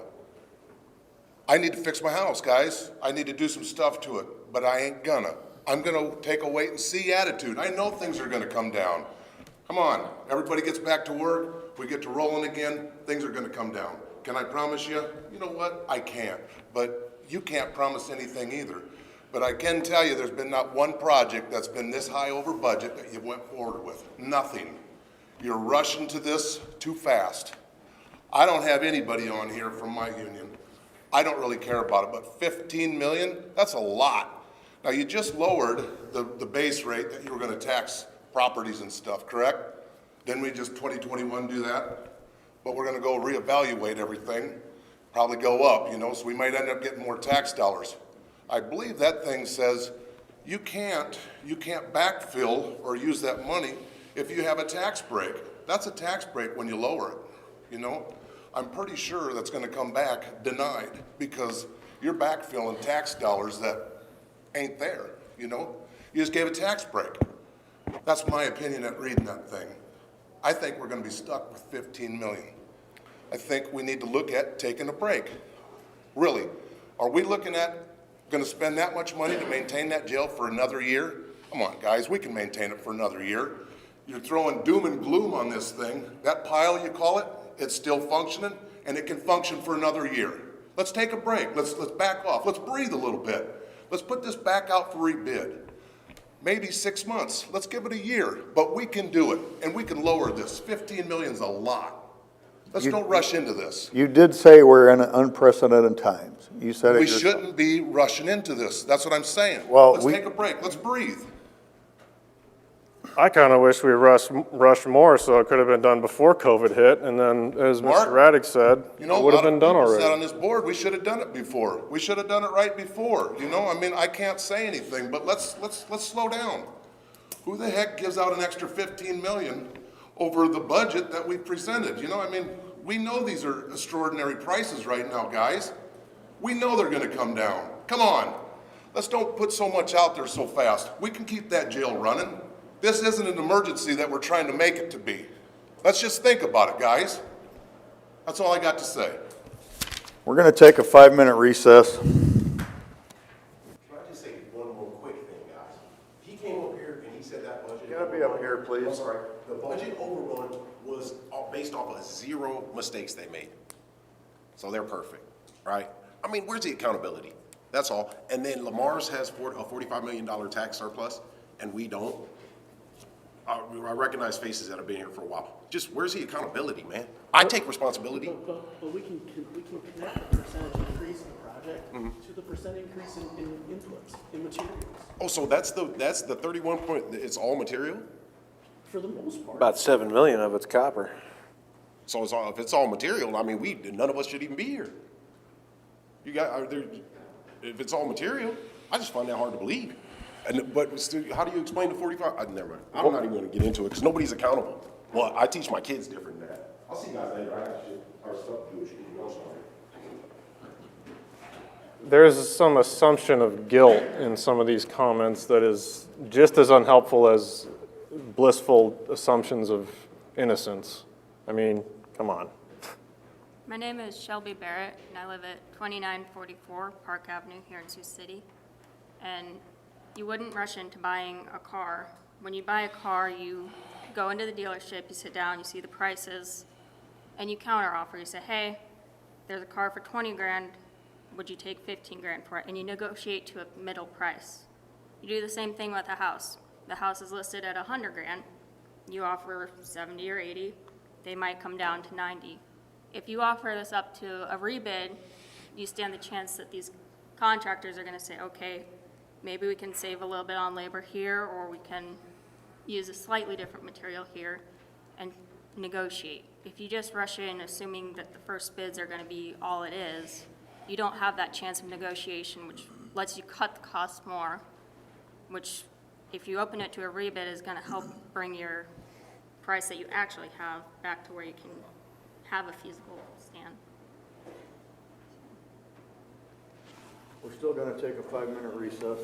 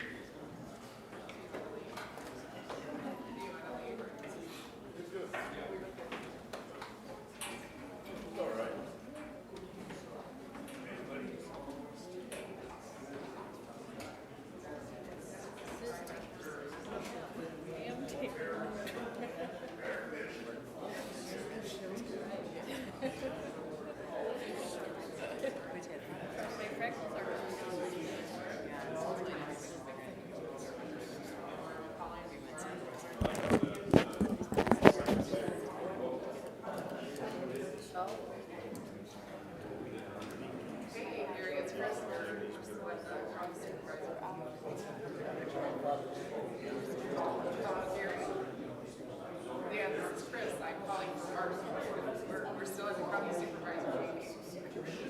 It's getting a little, it's getting heated up, so, Rocky was always,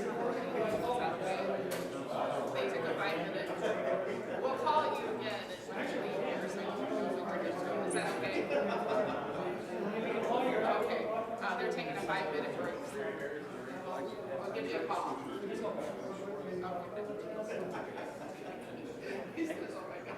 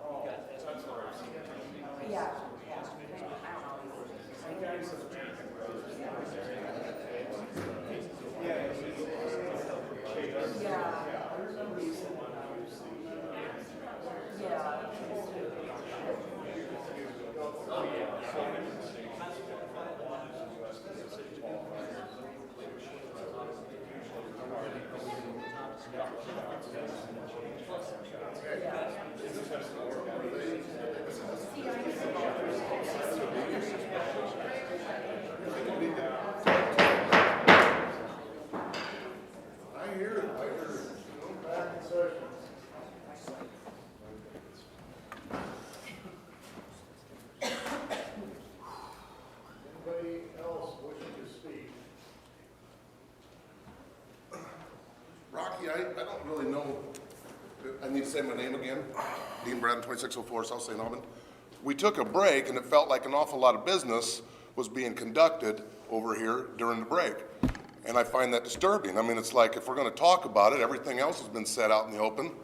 I don't know what the contractor had to say and what was going on up here with Shane and everybody, but that should have been left out here in the open for everybody to hear. Am I correct? Josh? I wasn't present in the room, so I'm not sure what the discussion was. We had 4 supervisors sitting here and a discussion going on with a contractor, Baker Group, and other people up here outside of the meeting during a break. I never heard what was going on. Rocky was out of the room. Matt was talking to Pat. I was talking to Shane and the Baker. I watched the 3 or 4 of you all sitting here paying attention to what they had to say. So I have a problem with that. If we have a break's a break, right? But here's the question I had for them was, could we get some documentation showing the percentage of the increases? Couldn't we have done this during the meeting and all that instead of sitting here outside of the meeting on a break? But we're doing it now. We're making it right. I want to clarify something Dean said. This gentleman he pointed to as the architect, he's not a contractor, just so that's clear for everybody's knowledge.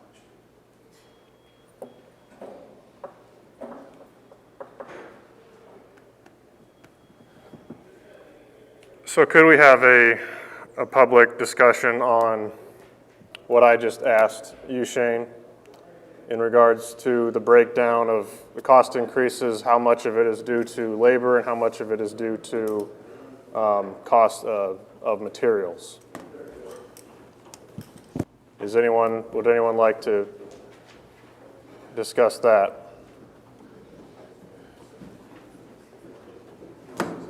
Yeah.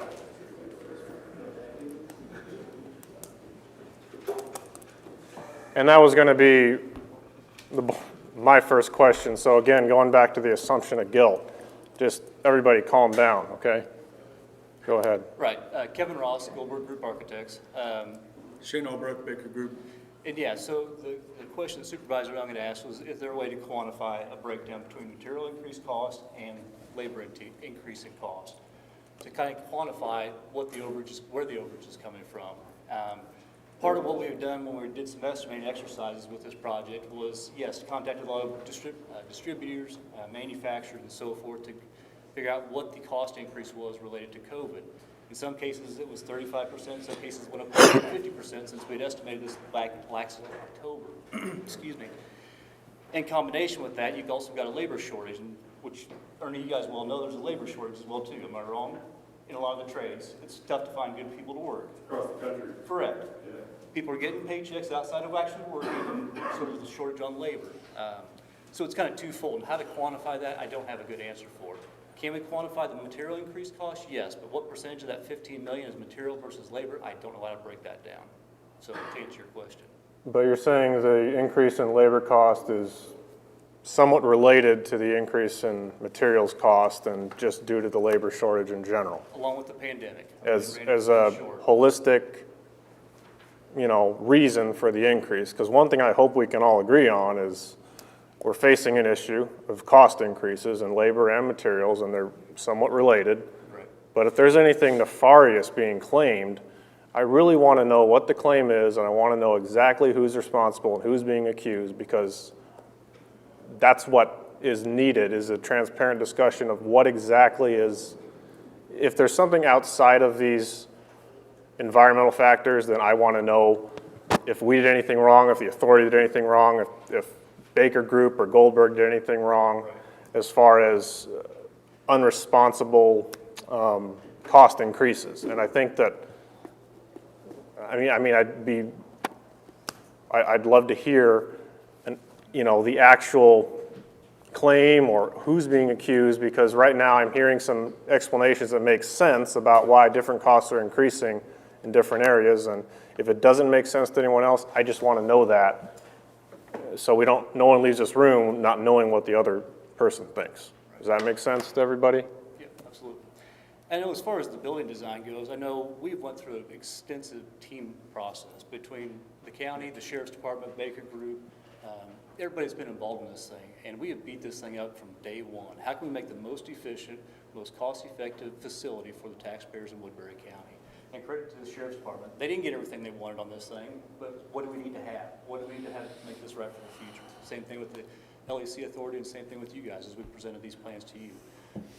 We went through, I don't know how many numerous exercises of even vetting out the materials we're using on this. What's the most cost-effective, most efficient materials to use on this? Well, how can we utilize local labor force, productivity that's within the region versus having something come from out of state and paying a premium for it?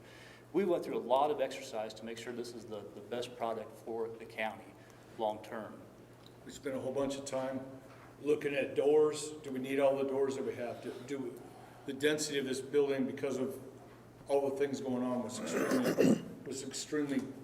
an extremely dense building. Number of doors, number of openings, number of things, number of elevators. All those things, we spent numerous times with the sheriff's department trying to eliminate doors and other pieces, trying to get this to be the most efficient thing, to try to get this. As the pandemic, we were watching the costs grow up. We were trying to do value engineering without sacrificing the 448 beds, the medical, the drive-through salad port, all the things that were requirements when this started. We even went as far as calling like the local brickyard, for instance, to see what kind of product that we have, or they have, that we can get readily here in town and use local stuff. We went through that to make it the most cost-efficient product building facility in the end run. So we went through a lot of effort for this. So if there's any criticism for that, I'd be happy to field any questions on the design or the estimating piece of this. And said, I think we've done our job and we've done it quite well. So. Well, in terms of the Goldbergs, this is a little project, right? No. This is, Larry does prisons. He has in the past, yes. Yes, he has. Yes, this is one of the large projects, at least for my tenure with Larry. So. Matthew, I've never accused of anybody of wrongdoing here. Mine is strictly a budget. I do have a problem with a meeting sidebar during a meeting. That bothers me. I like to just say I came here for a meeting. I like to be involved in it, and I think all the people should have. I don't think when we take a break there should be more business conducted until the break's over. That bothered me. I felt like I was missing out on something. If you think I was calling you a name or something or accusing you of something, I don't want that. That's okay. I just wanted you to know you didn't miss out on anything because we had that discussion. This is a time, though, that we really need to think about the extra cost. And, you're worried about all the extra cost. I can just tell you, it's going to come down. We really need to think about it. I get the feeling that you think that this is just brand new to us in the last 15 minutes, and I can assure you it is not. You guys are spending money, that we don't have. That's what the problem is. And it's gonna come to somebody's gonna have to pay for it. And it's not right to accept a bid that's this far over, especially during these times. So what I'm saying is everybody thinks that thing's gonna fall down tomorrow. It's not. We can fix that jail long enough to take a breath and rebid this thing and get the cost down to where we need it to be. That's all I'm saying. 15 million is a lot of money. Agreed. So all I'm asking you is let's really think about taking a break, rebidding this thing. If something goes wrong with that air, we can fix it. That jail's not gonna fall down. We can rebid this thing in a year. We've already got everything done. It's sitting there. That value isn't gonna go away. $15 million is if we go forward with this. One of my concerns with the rebid is what happens next time we want to do a big project? And if we reject low bid, Let's not worry about next time, because I watch all the time. I watch bids all the time. They shut bids down all the time because they're over. you're asking us to take a long-term approach, though. You're asking us to think long-term. That's long-term thinking, is if we have to. 15 million? That's way over budget. Can you let him finish? I understand, but if we have to bid out another big project here in 20 years, if there's another big idea that comes along, if Woodbury County is known not to accept low bid, how many bids could we potentially lose out on at that point? Let me ask you this. How many bid bids? was 100 million over. How many So bids we would have, still have to take it to keep Woodbury's, so that in the future we'd be like the shining star? I'm just trying to give you. Well, some 15 insight. million, I think we should stop. I'm just trying to give you some insight. 100,000, into the- you know, into a the million. reason- The reason why I'm not supportive of a rebid, that's one reason why. That's not a very valid reason, I don't believe. I think, normally, we stand up. We bid it, if it's within reason, the estimate, we go for it. We back our stuff, but this is way too over. And I'd love it if we rebid and those costs came way down. You can't tell me you don't really, in your heart, believe that this stuff is gonna come down in the near future. 6 months to a year? Come on, everybody's back to work, the economy's getting back to where it was, we're doing what we're supposed to do as a world. You know it's gonna come down. I don't know. I teach history and math and science. I don't know construction. I don't know engineering. That's not my. Well, then you shouldn't be bidding on this. You should exempt yourself. I'm trusting the three authority folks that we have who know this stuff. Gold 4526 Berryway. I'm not picking on nobody either. I'm not picking on Baker Group, not picking on Goldberg, not picking on Hausman, not picking on Klinger. Not picking on you guys. I'm telling you, we're over budget. We don't have a plan on how to pay that money back if it's not approved. That's the problem. These are, how do we pay it back? You gonna put it on our backs again? The guys that, that's where it's gonna come on. We're gonna bust. We don't have a so plan. That doesn't happen.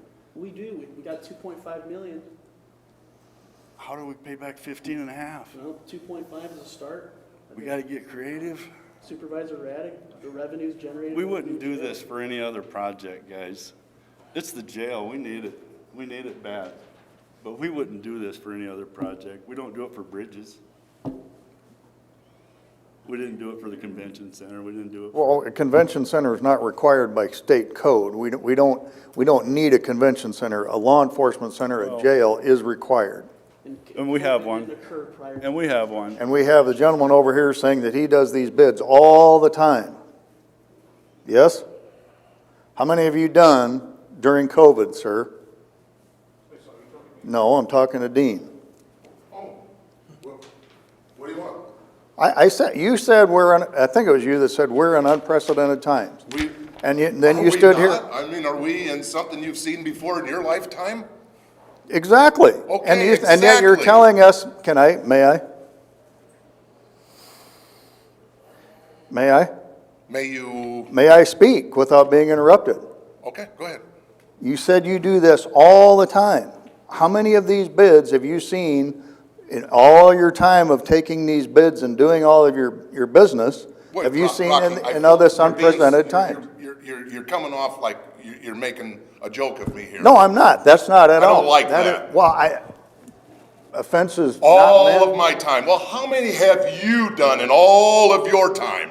I'm asking you, how many have you done in your lifetime, since you do this for a living, that we've been in these unprecedented times? I watch bid And now sheets we're daily. staring at these cost overruns that are far beyond our control. But we're sitting on, for how long we've been talking about trying to redo this law enforcement center that's across the street, and for really no gain in even bed space. At one time, I think we were talking maybe, I got a bad memory, but maybe 22, 25 beds at one point. We were looking at like $12.7 million at the time. That was far and away not worth what we were looking at to gain bed space. No, I'm not mocking your time in this altogether. I'm saying, again, we are in unprecedented times. Nobody could have predicted this. We have our backs against the wall. I got a building services director here that every time the phone rings, he cringes because he never knows what's coming. And we are in desperate need of a new facility over there. I'm not in disagreement of that, but your immediate need, I feel, is dramatized. I feel you're coming at it a little bit too fast. That building could still maintain for a few more years, not a problem. And it could fail 10 minutes from now, too. You know what? We have UFOs that have been running around here, and we don't know for sure what they are. We don't know the future, okay? It could crash into it. You're right. It could go away, but it's probably not going to happen. Let's just say that it needs to be maintained as it has been. One more year. Put this thing out for bid. 2.5 years, you'll have a brand new jail, and I think we need one. I'm not going to disagree with you. But to jump in this thing for an extra $15 million, I think is wrong. I don't think you're doing a service to the Woodbury County. That's my point of view. I watch bids get taken off the bid sheets all the time because they come in above the estimate. They do it all the time. It happens. Do you watch the bid sheets? I do. I always want people to bid the projects, you know. I want it to go union. You know, that's what I do. But I'm not even here on that stuff. If it's 15 million over and it was over 30% over budget, come on. We wouldn't do this on any other project. Well, I don't. We are in unprecedented times. Let's don't panic and do something that we're going to regret. That's what I'm saying. That jail's going to last us long enough to get this new one built, but let's do it with common sense. That's all. Yeah. I don't think we are jumping into anything. We have known that this building across the street has been getting Rocky, very close to. We've both been in the same situation, and it was just in January, right? You know, of a year ago. I sat home for quite a while. This isn't something that just, you know, we didn't know the prices were going up this fast. It just happened here just recently. You know, you're in shell shock because you want the jail. You see the shiny new thing and you want it. No, I'm not. Let's think about it, guys. That is not a shiny new trinket for the county. Can I interject something, Mr. Chair? Please. I just think we've dug even further into the weeds here, and the item on the agenda is about whether or not we as a board plan to commit the funds to the authority to move forward with the project. I think we're all in agreement that we need to do that. We made a commitment to this project. How we do that is not determined by this motion. I think we just need to stick with what we're talking about here and move on with it. So if it takes calling the question, I'd do that, but I think, you know, as far as whether or not okay, that's.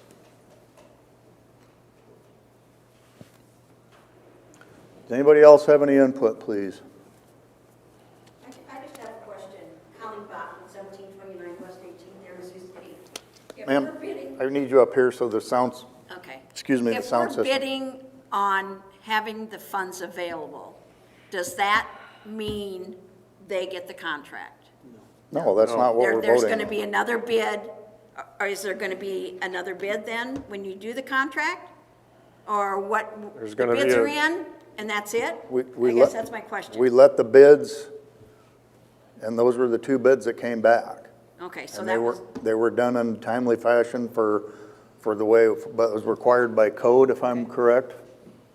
That has to be done on bond issues and such like that. so you still have to approve the bid? Or is that? That's not us, Who approves the bid? the authority. Okay. Did their bid come in and then they added the extra money saying this is what we need? Or that was the whole bid all at once? Okay, Because I keep saying everybody says 15 million, 15 million. What Okay. happened? Did they bid and then they okay, added on? okay, the original estimate, pre-pandemic, by Goldberg and others that were involved in this redesign and design of the new jail, the new LEC, let's just go with that, came back at 50.3. That's what was presented to the taxpayers, was 50.3. 43 odd million was going for the structure itself, and the rest was fees, expenses, and such like that. No, the bidding came back 58.3. 58.3, whatever it was.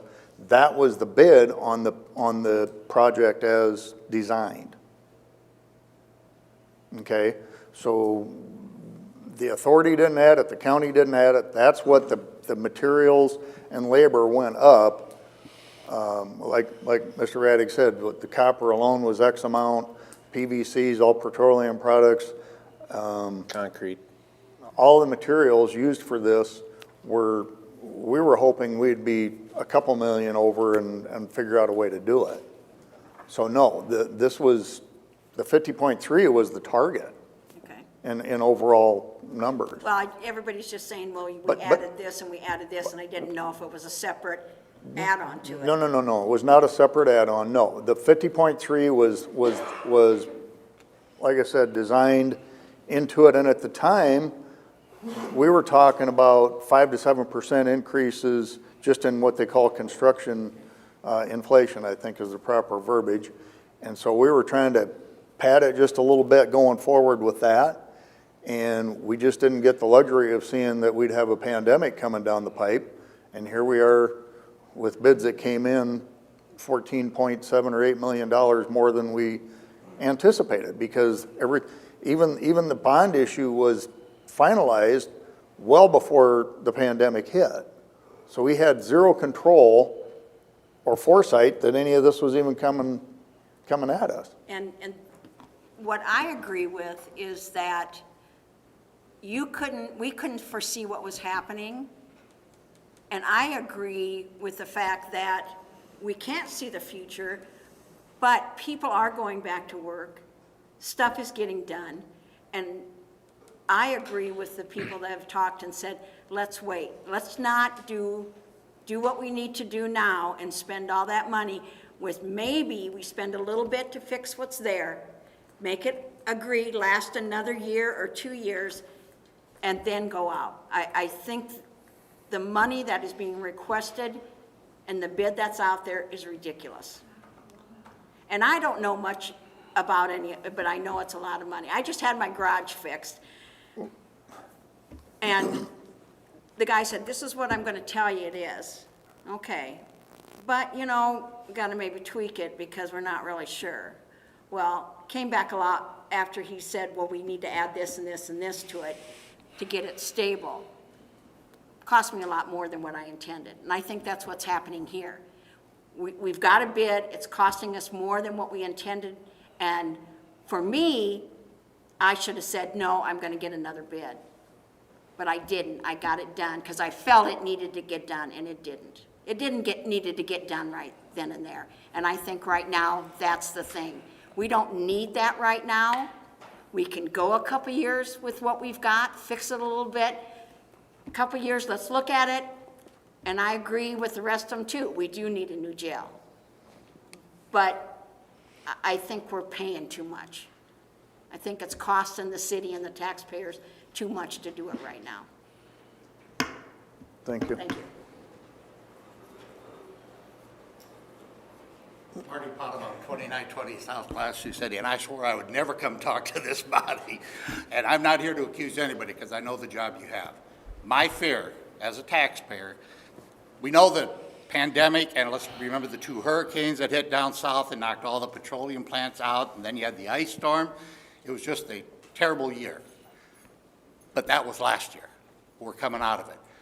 When I hear Dennis, who I have great respect for as far as figuring out where the money's going, when he says, I'm not sure we'll have the money to pay it back, that worries me. And I've heard people say, take a breath. You remember I was one of the biggest supporters of a new jail, and I still am. Law enforcement center, I'm sorry. But we need it.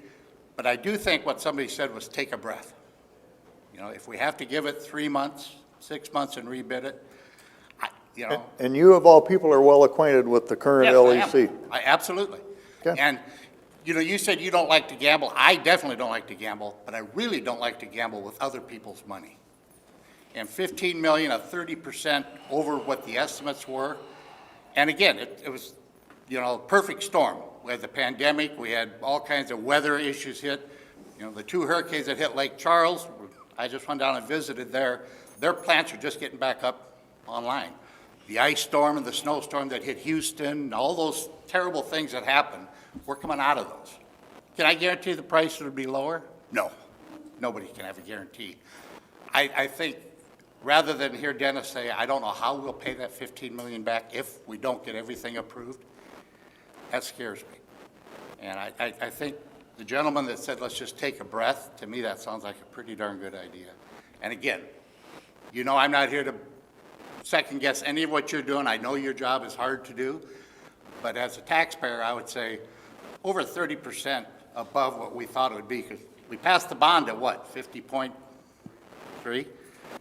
You know, do you think it would have passed at 65? Yeah, I don't think so. Just as much as we can't predict how much the prices will go down if we wait 6 or 12 months. Yep.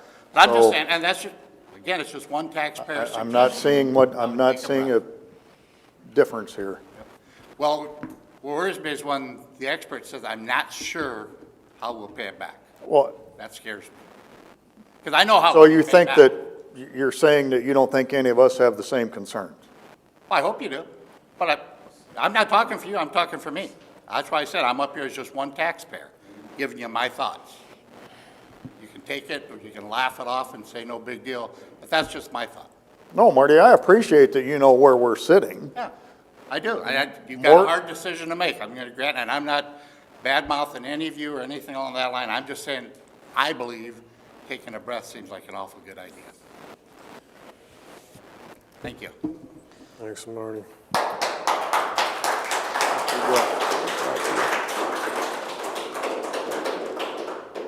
We've been at this for a while, and I just want to read the motion so everybody understands what you're considering right now. So the motion is by Monson, second by Radig, to approve funding means necessary toward Woodbury County LEC Authority project costs, including, if available, but not limited to, allocating $10 million of 2021 fiscal recovery funds, ARPA, and up to $5,576,000 of 2022 fiscal recovery funds to the Woodbury County LEC Authority. That's correct? Sounds right. There's the if available in there. It is in there. So if it's not available, then really, What you're Start doing over. is voting to provide the funding to, if the authority determines to move forward with that bid. You are approving the funding for that. You are authorizing it.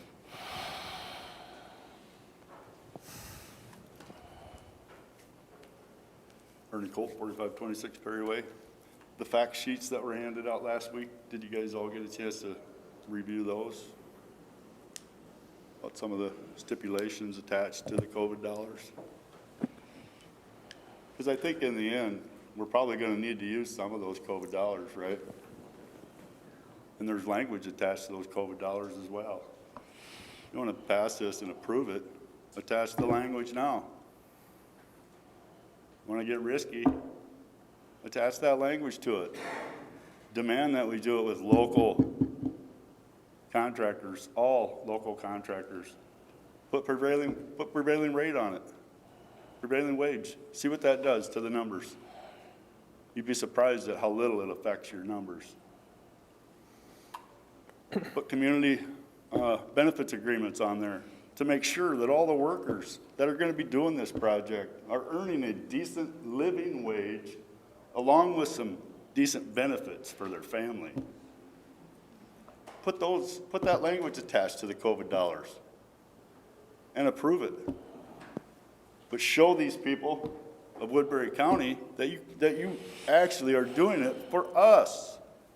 Is that something we can do after the fact, Mr. Woodman?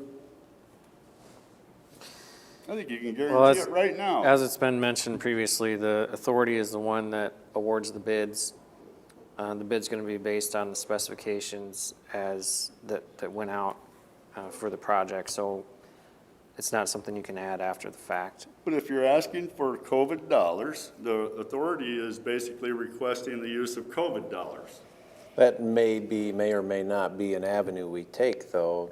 We Well, may I'm give just zero COVID dollars for the LEC project, because there could be other strings attached with that. We got 2 budgets before this thing Right. is built, so we have other ways to figure out funding in 2 years in my book, so that's why it says, if available, not limited to. The language is pretty vague. We're just making a commitment to the authority. Right. You will get money to build this project because we need it. And Right. we have made that commitment to you all along, and we are keeping that commitment as the Board of Supervisors. Yep. That's basically the motion coming for this right now. Yeah, and now the COVID dollars that you're wanting to approve, you have the authority But we to don't- attach some language to it. You could say, hey, LEC authority, if you're gonna use these COVID dollars, you have to use prevailing rates, you have to use all local help, and you have to use community benefits agreements, or one of them. I mean, can we get something out of it for us people, the people that live here and work here? Can we get something out of this? Attach some language to it. You know, if there's enough courage to pass a $15.5 million, it's like a blank check, saying, okay, you guys get to use it. Put some teeth in it. Put some language with it. Say, hey, you guys can use this money as long as we do it this way. Why are you afraid to do that? For our own people. Because we know we're gonna need some of it, right?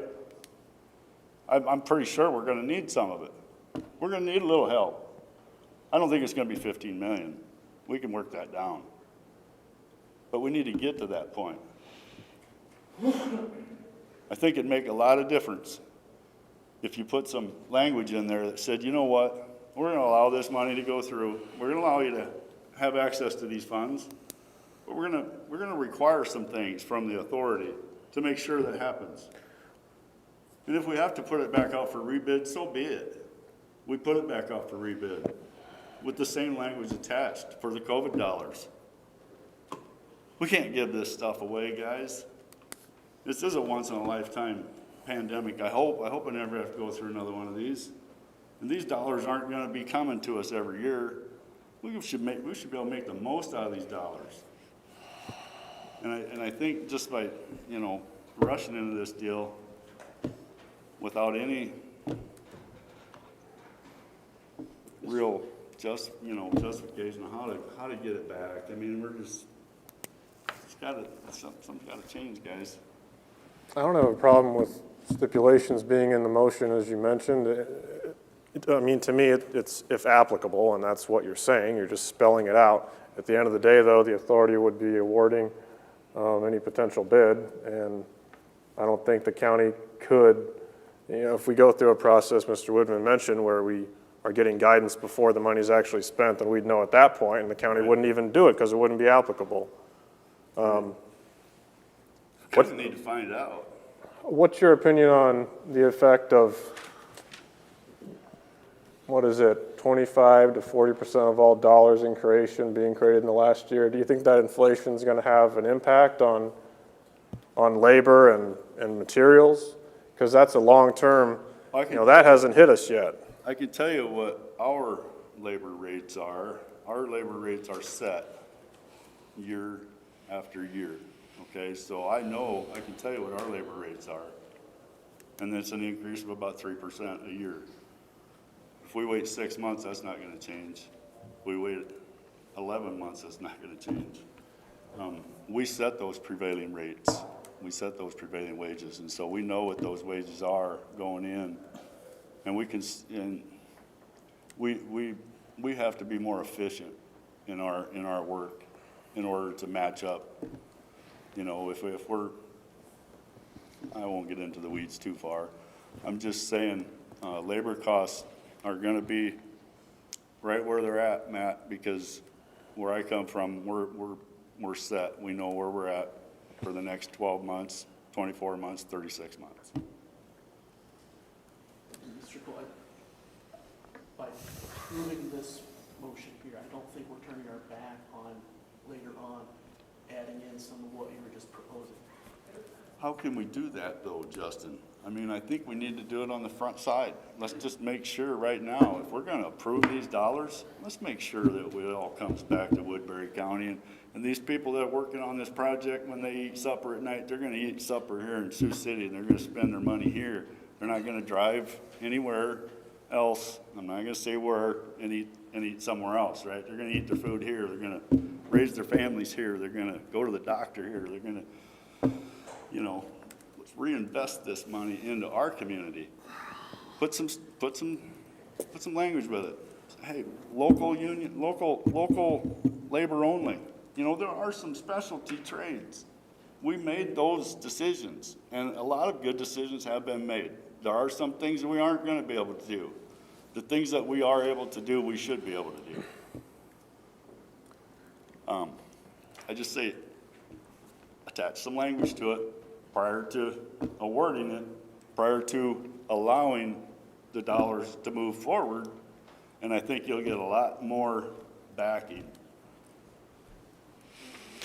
A lot more support for the project. Nope, sorry. You're good. My name's Shelby. I live at 2944 Park Avenue. And one thing I will bring up is that we said we can't add any language to our contracts after they've already been bid on and set and whatnot. If we don't attach this local work clauses or all this language that Ernie's talking about now, are we gonna come back when the dollars are actually being spent and then attach it? Much like we were trying to attach something to a contract that's already been bid out. You really can't attach anything once it leaves here, but if you put it on the motion right now, you guarantee it's there for the future. Whereas if you try and set the motion, approve the motion, vote on the motion, once it's been voted on, you can't change that. Well, Whereas if we put in it reality, down- we can't really attach that language now either after the bids are done. They were bid with But we- specs and certain things in mind. The bids are received. They need to accept or reject all bids. But we can't We put that need to language either here. say, yes, we're going to back you, or no, we're not going to back you as your funding agent. We can put that language here, though, instead of having it on the contracts, we can say, hey, we will give you the dollars if they're spent locally. That's where we can't We do can't put that. it on the contract, but we can put it in the motion. Yeah, I don't see The the effect of the board putting that stipulation on would require the authority to rebid. So that's why I'm saying we cannot do it. And again, that's not something we can do. If there's anything that's not been said, I would appreciate moving on. Could we, we've had mention experts like Dennis, you're an expert. We've worked with experts, you guys are experts, have experience with jails and big projects. Building services director came from an expert background and giving all the same warnings he gave in his other job, and they were probably heeded to in a more timely fashion than local government. I think everyone needs to hear, from these experts, why is there not a recommendation to rebid? Because I would think if that was a recommendation, we would be hearing it, or the chair would have received a call as soon as they, I know you've spent countless hours on this, I really do. The word rush is easy to say if you have absolutely no idea of what other people are doing, but from the board's perspective, I know there's been time invested in this, so I do believe there's been some study into this, and I want that to be stated for the record from anyone who would like to address it, that we've been working with on the project, along with, the inflation question I mentioned and the materials cost. If labor isn't going to be the bulk of the issue, which is what I heard from Ernie, And I did hear earlier that materials are the bulk of the issue. I just want to know, what's your opinion that we're paying for? A lot of free expert advice in the room tonight, but we're paying for some expert advice, and I would really like to hear it, even if it's more geared toward the authority. And I'm sorry, Mr. Chair, for the extra time on this, but. Dave Parker, 1905 Beck Street, Sioux City, Iowa. I've been in this business, quite a while. Just recently retired. But I've been a taxpayer here in Sioux City all my life. If you go to Lamar's and you work at the Wells Blue Bunny plant, or you're pouring concrete in Lamar's, you don't order your concrete from someplace else. You don't get your lumber from someplace else. They keep that money in Lamar's. Why don't we do that same thing here? Why would you want to send all the money out of town? I don't understand. So I asked the question, would one of you gentlemen like to address it?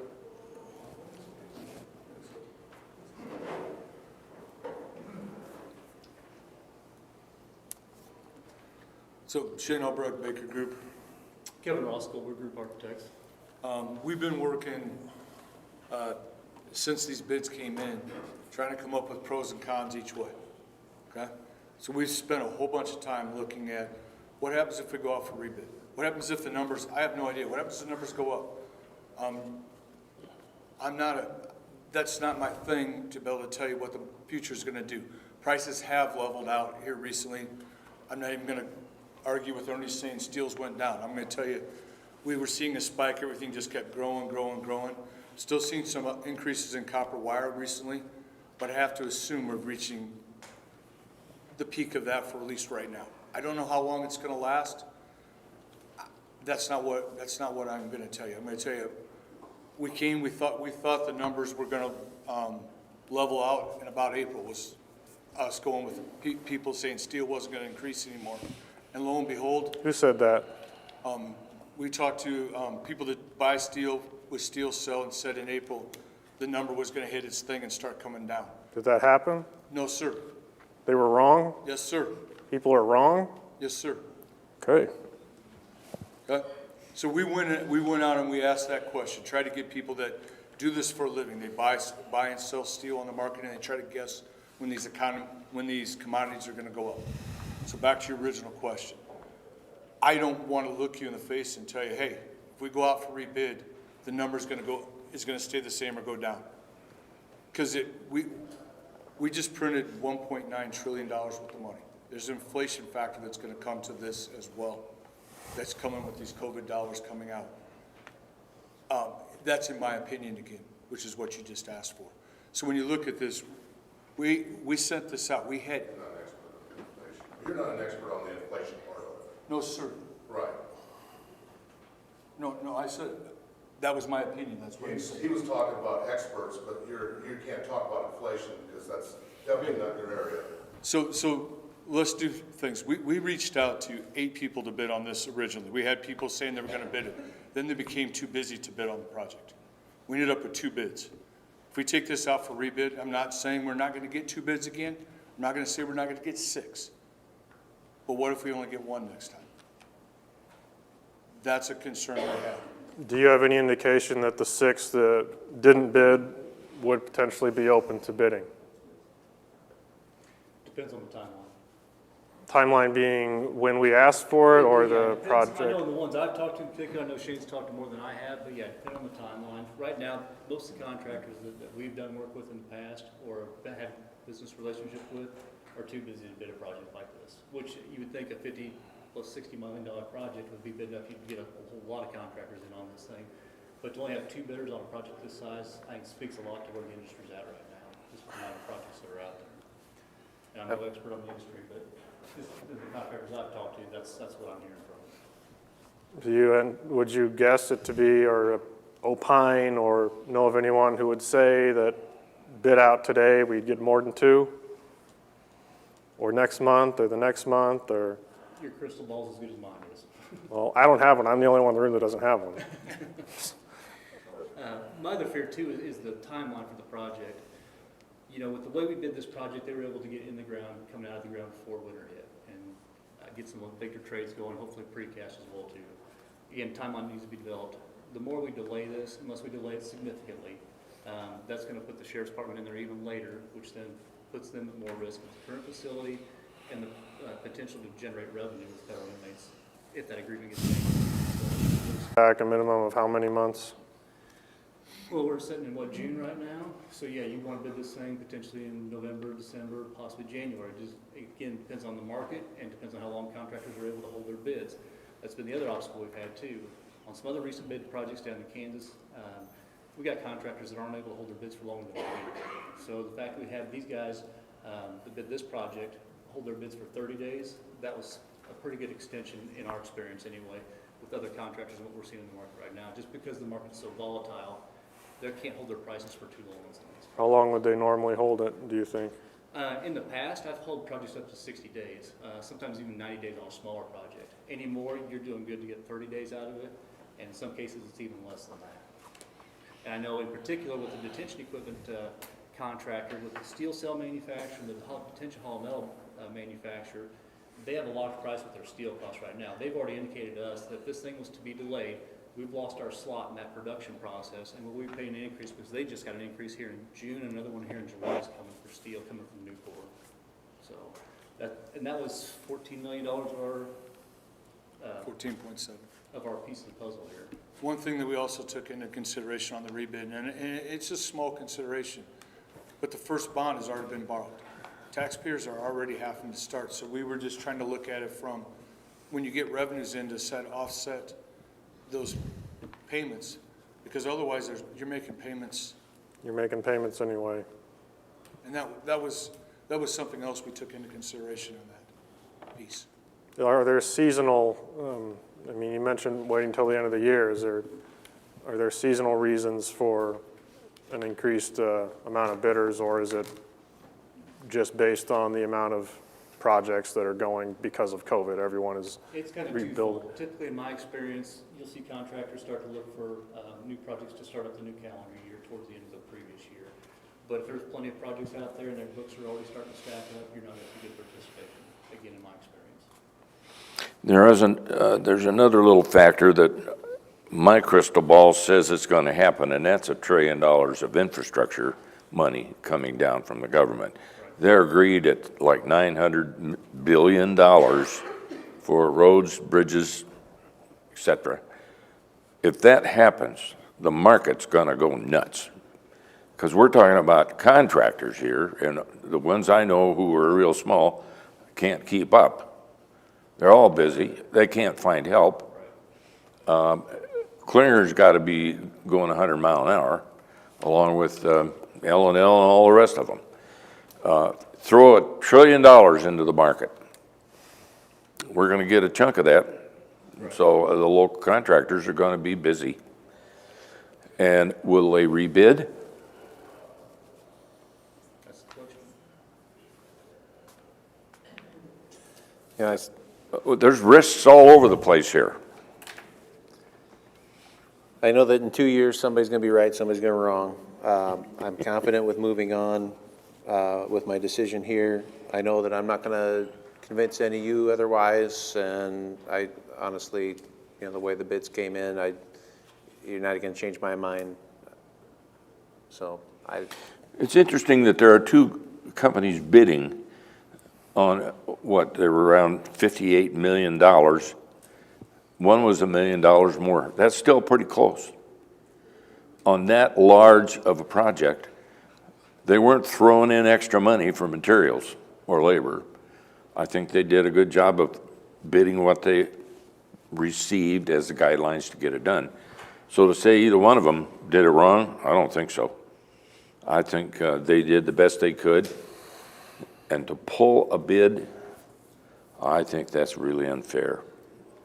I mean, they put a lot of work into it, and you yank a bid out from somebody who did it in good faith. That's tough. And again, that's not what we're talking about on the agenda No. right now. We're talking about whether or not we're going to keep our commitment to the authority and give them the money to move forward.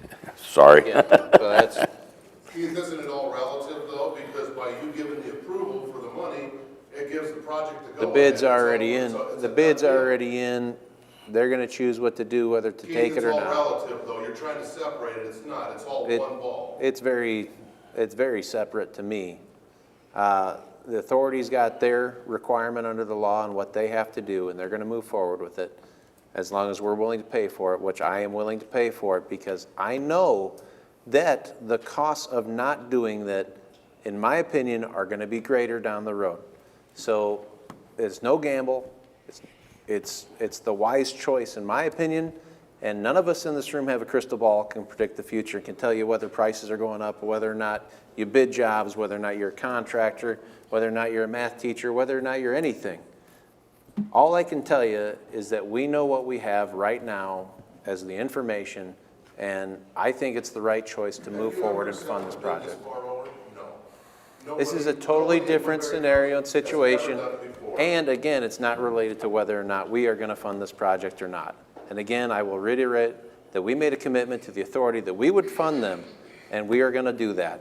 And that's what I'm voting on, and I'd like to move forward with that vote, because we have gotten into the weeds on everything under the sun here that is unrelated to whether or not we are going to fund the joint authority that we said we would.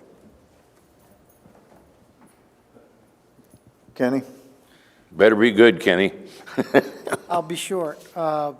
Matthew asked for opinions, and you've seen me sit quietly this evening.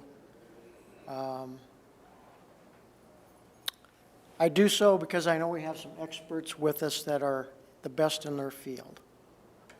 That's why we hired them, and that's why I rely on them. We've also got a good finance director who can be very creative. When I make opinions on whether I should bring an agenda like this before you, a lot of background rolls into that. I don't take it lightly. This is a lot of money. I certainly understand that. I've been working on problems with the current and/or new LEC project for over 5 years. Been talking about this for over 5 years. So this isn't something that popped up in a hurry, or that we're trying to push in a hurry. So I think about all the things that play into that. One of them I'm going to mention, and it will probably make our sheriff just shudder, but I'm going to say it out loud. And I know that he wouldn't like to himself. But we've got other things besides failing HVAC systems, or HVAC systems that were created for 90 inmates and now we're housing 234 with the same systems. We've got problems with segregation that we can't meet requirements on. We've got problems with not providing adequate air to our inmates and/or workout space, or whatever the sheriff has the technical wording for that, recreation. And we've asked the state inspector to look the other way for quite some time, knowing that we don't meet the requirements. But about a year ago, he agreed to work with us if we could show how we were going to change, or if we were going to build a new LEC, or what we were going to do to make progress. So he didn't have to do something he didn't want to do. That's just the state inspector side of it. The other side of it are inmates and inmate rights. And that is also one of the reasons why this board headed down that avenue of trying to upgrade or replacing the current LEC, is there was a probability of a lawsuit coming at some point about something. which didn't require the board, but it certainly nudged the board in the direction of making some sort of a progress to show that you were going to try to address and be committed to some of those needs. So there's a lot of things that roll into my decision on all of this, whether it's HVAC, whether it's inmate rights, whether it's requirements we can't meet, a lot of different things. So just late last week, and you've heard me talk about costs in the LEC, and this fails, that fails, yes, we can replace it, yes, we can keep going. Last week, a compressor went out in our refrigerator for food, or I'm sorry, in the freezer for food storage in the LEC. So I got a call and said, Kenny, what do you want to do? The compressor's out. Do you want to replace it? And I hesitated. And I said, I don't want to replace it, but I need to know a cost. I haven't got the cost yet, so we haven't done anything yet. But here again, it's just another item that I keep coming and talking to you about. Here about a year and a half ago was a $25,000 compressor on an HVAC unit. So it's just ongoing aging components that are needing replacement because they're just worn out. Again, some of the components in this facility, like the components that we would be putting in a new facility, have a lifespan. 25 years is usually a lifespan on an air handling unit or air conditioning unit. Not unlike your refrigerator or stove at home that now has a 10-year warranty that used to have a 20-year warranty. All that to say, I won't take any more of your time tonight, but the agenda item is fairly specific, and we got way off into the weeds. But the authority, again, is just looking for your support. Thank you.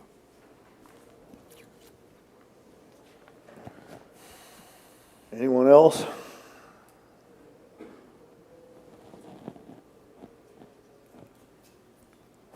got a motion in a second, right? I think so. You do?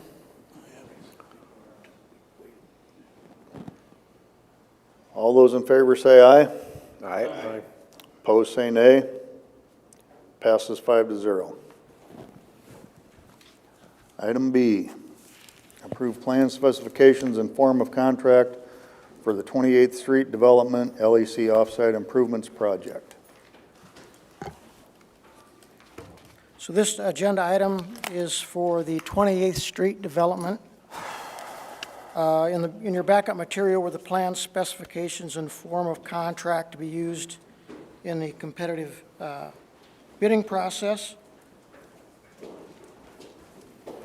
And if you have any questions, I have Matt Miller here with Toth Engineering, and of course, Kevin Rost and Shane Albrecht, Baker Group, if you have any questions on any of those plan specifications or form of contract.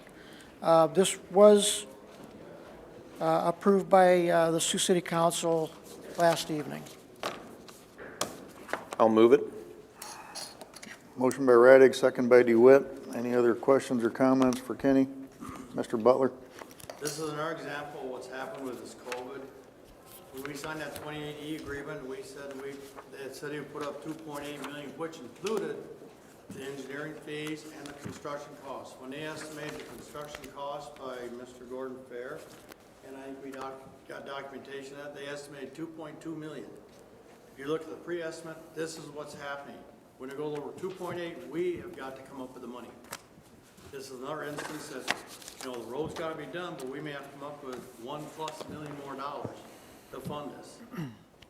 Just make sure you're totally aware of what's going on. That's what we agreed to. 2.8 million, anything over that, we cover. What percent of the project was concrete? That I don't know. Todd might know that. Yeah, so right now the base bid is for the entire road to be concrete. concrete with the bid alternate to be asphalt. But what percentage of that cost, of that This 2 is Matt point? Miller with Toth. Yeah, I'm sorry. Matt With Miller what? With Toth and Associates. We're the engineer on the project. The percent of the total cost of the project, I'd have to go back and look at the. So like 50, 60, 80%?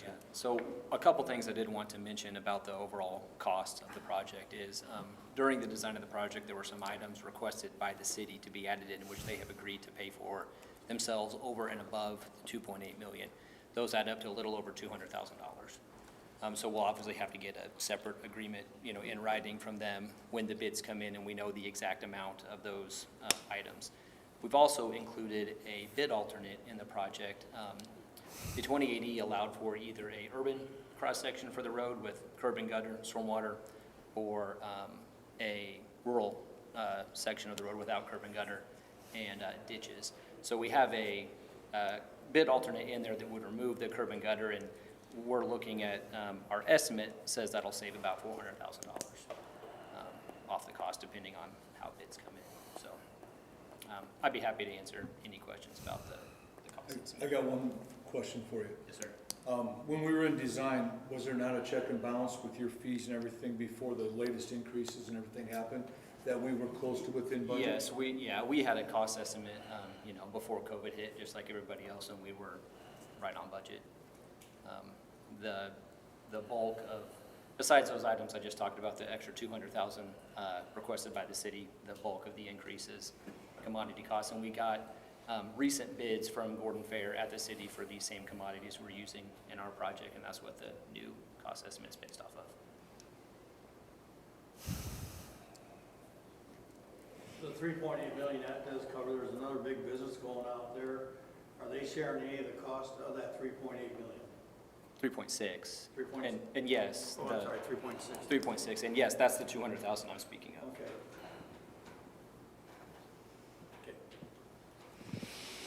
There's also some miscellaneous items in there, fiber optic, for example, which was included in the 2080 that you guys would put in fiber optic, but it was always not included in the 2.8 million that the city would reimburse. Would that put into the 3.6 then? Yes. Because we at one time talked about having that fiber optic as a CIP project, to pull it away from there, because we can do it through our CIP program. And there's other costs in the other side, construction LEC, we could move to CIP if we had to, with approval of the board. How much was it? That was I think it's only around 50 grand or so. Okay, 50. It's whatever. Make this come out. So when we're talking about You're better to keep it in there. our finance director being creative with funding, those are one of the things he could be very creative. And the city did ask last night in the council meeting if we would bring up to the authority today that they would like to look at this supervisors today, that you would look at extending the fiber out to North Outer Drive, so that way this business could have fiber there and they didn't have to, Mayor Scott wanted to make sure we weren't tearing up a road, putting this in at a later time. And they did offer to pay for that. We're still waiting for confirmation of that, but they did want us to make sure, and I promised that we would ask you to consider adding that piece because. Which they would pay for? Yes. Oh. Duh. I mean, it makes sense they would pay for it, because that would be industrial development on their part, and if they don't have fiber out there, oof, we gotta have fiber to the jail. Do we have any other questions for item 13B? Does the city have to concur on the award of the bid, or is that solely the county? Yes, the city has to concur. I move it. Second. Oh, it's already been motion second. Motion by Monson, second by Radig. Further questions? I think I already moved it earlier, so. Oh, you did? Never mind. And I think Munson seconded it. Okay. Ready Oh, to it. Okay. thank you. All those in favor say aye. Aye. Opposed, say nay. Passes 5-0. Item C, approval to set a public hearing date and publish notice of a June 22 meeting at 445 on the 28th Street Development Project, Parent LEC offsite improvements. I will move that approval. Second. Motion by DeWitt, second by Radig. All those in favor say aye. Aye. Opposed, say nay. Passes 5-0. Item D, approval to set bid opening date on the 28th Street Development Project, Parent LEC offsite improvements for July 8th at 2:30 PM and authorize the county auditor or his designee to open bids at that time. Move it. Second. Motion by Monson, second by Radig. All those in favor say aye. Aye. Opposed, say nay. Passes 5-0. 13E, receive competitive bids and award contract July 13th at 4:45 PM. Woodbury County Board of Supervisors meeting on the 28th Street Development Project, Parent LEC offsite improvements. Move it. Second. Motion by Radig, second by Monson. All those in favor say aye. Aye. Opposed, say nay. Passes 5-0. Thank you. Reports on committee meetings. I got one. Third Judicial District Department of Correctional Services, the Administrative Board of Directors met June 4th by Zoom mostly. They are running at about 90% capacity, which is a great improvement over 6 months ago. And their employment rate is really good. There's a lot of jobs out there. And they are protected against ransom. I just had to ask the question. And it begs the question, are we protected against ransom? No. They have a new director, by the way, Maureen Hanson, took Steve Schroll's place. Oh, okay. May I pass this down? Sure. Are you through, sir? I am finished, thank you. Anybody else? No? No? Landfill meeting coming up in a couple days I'm gonna go to. Hot dog. You know what? That is interesting. Yeah, it'll be my first one. Item 15, round 2 of citizen concerns.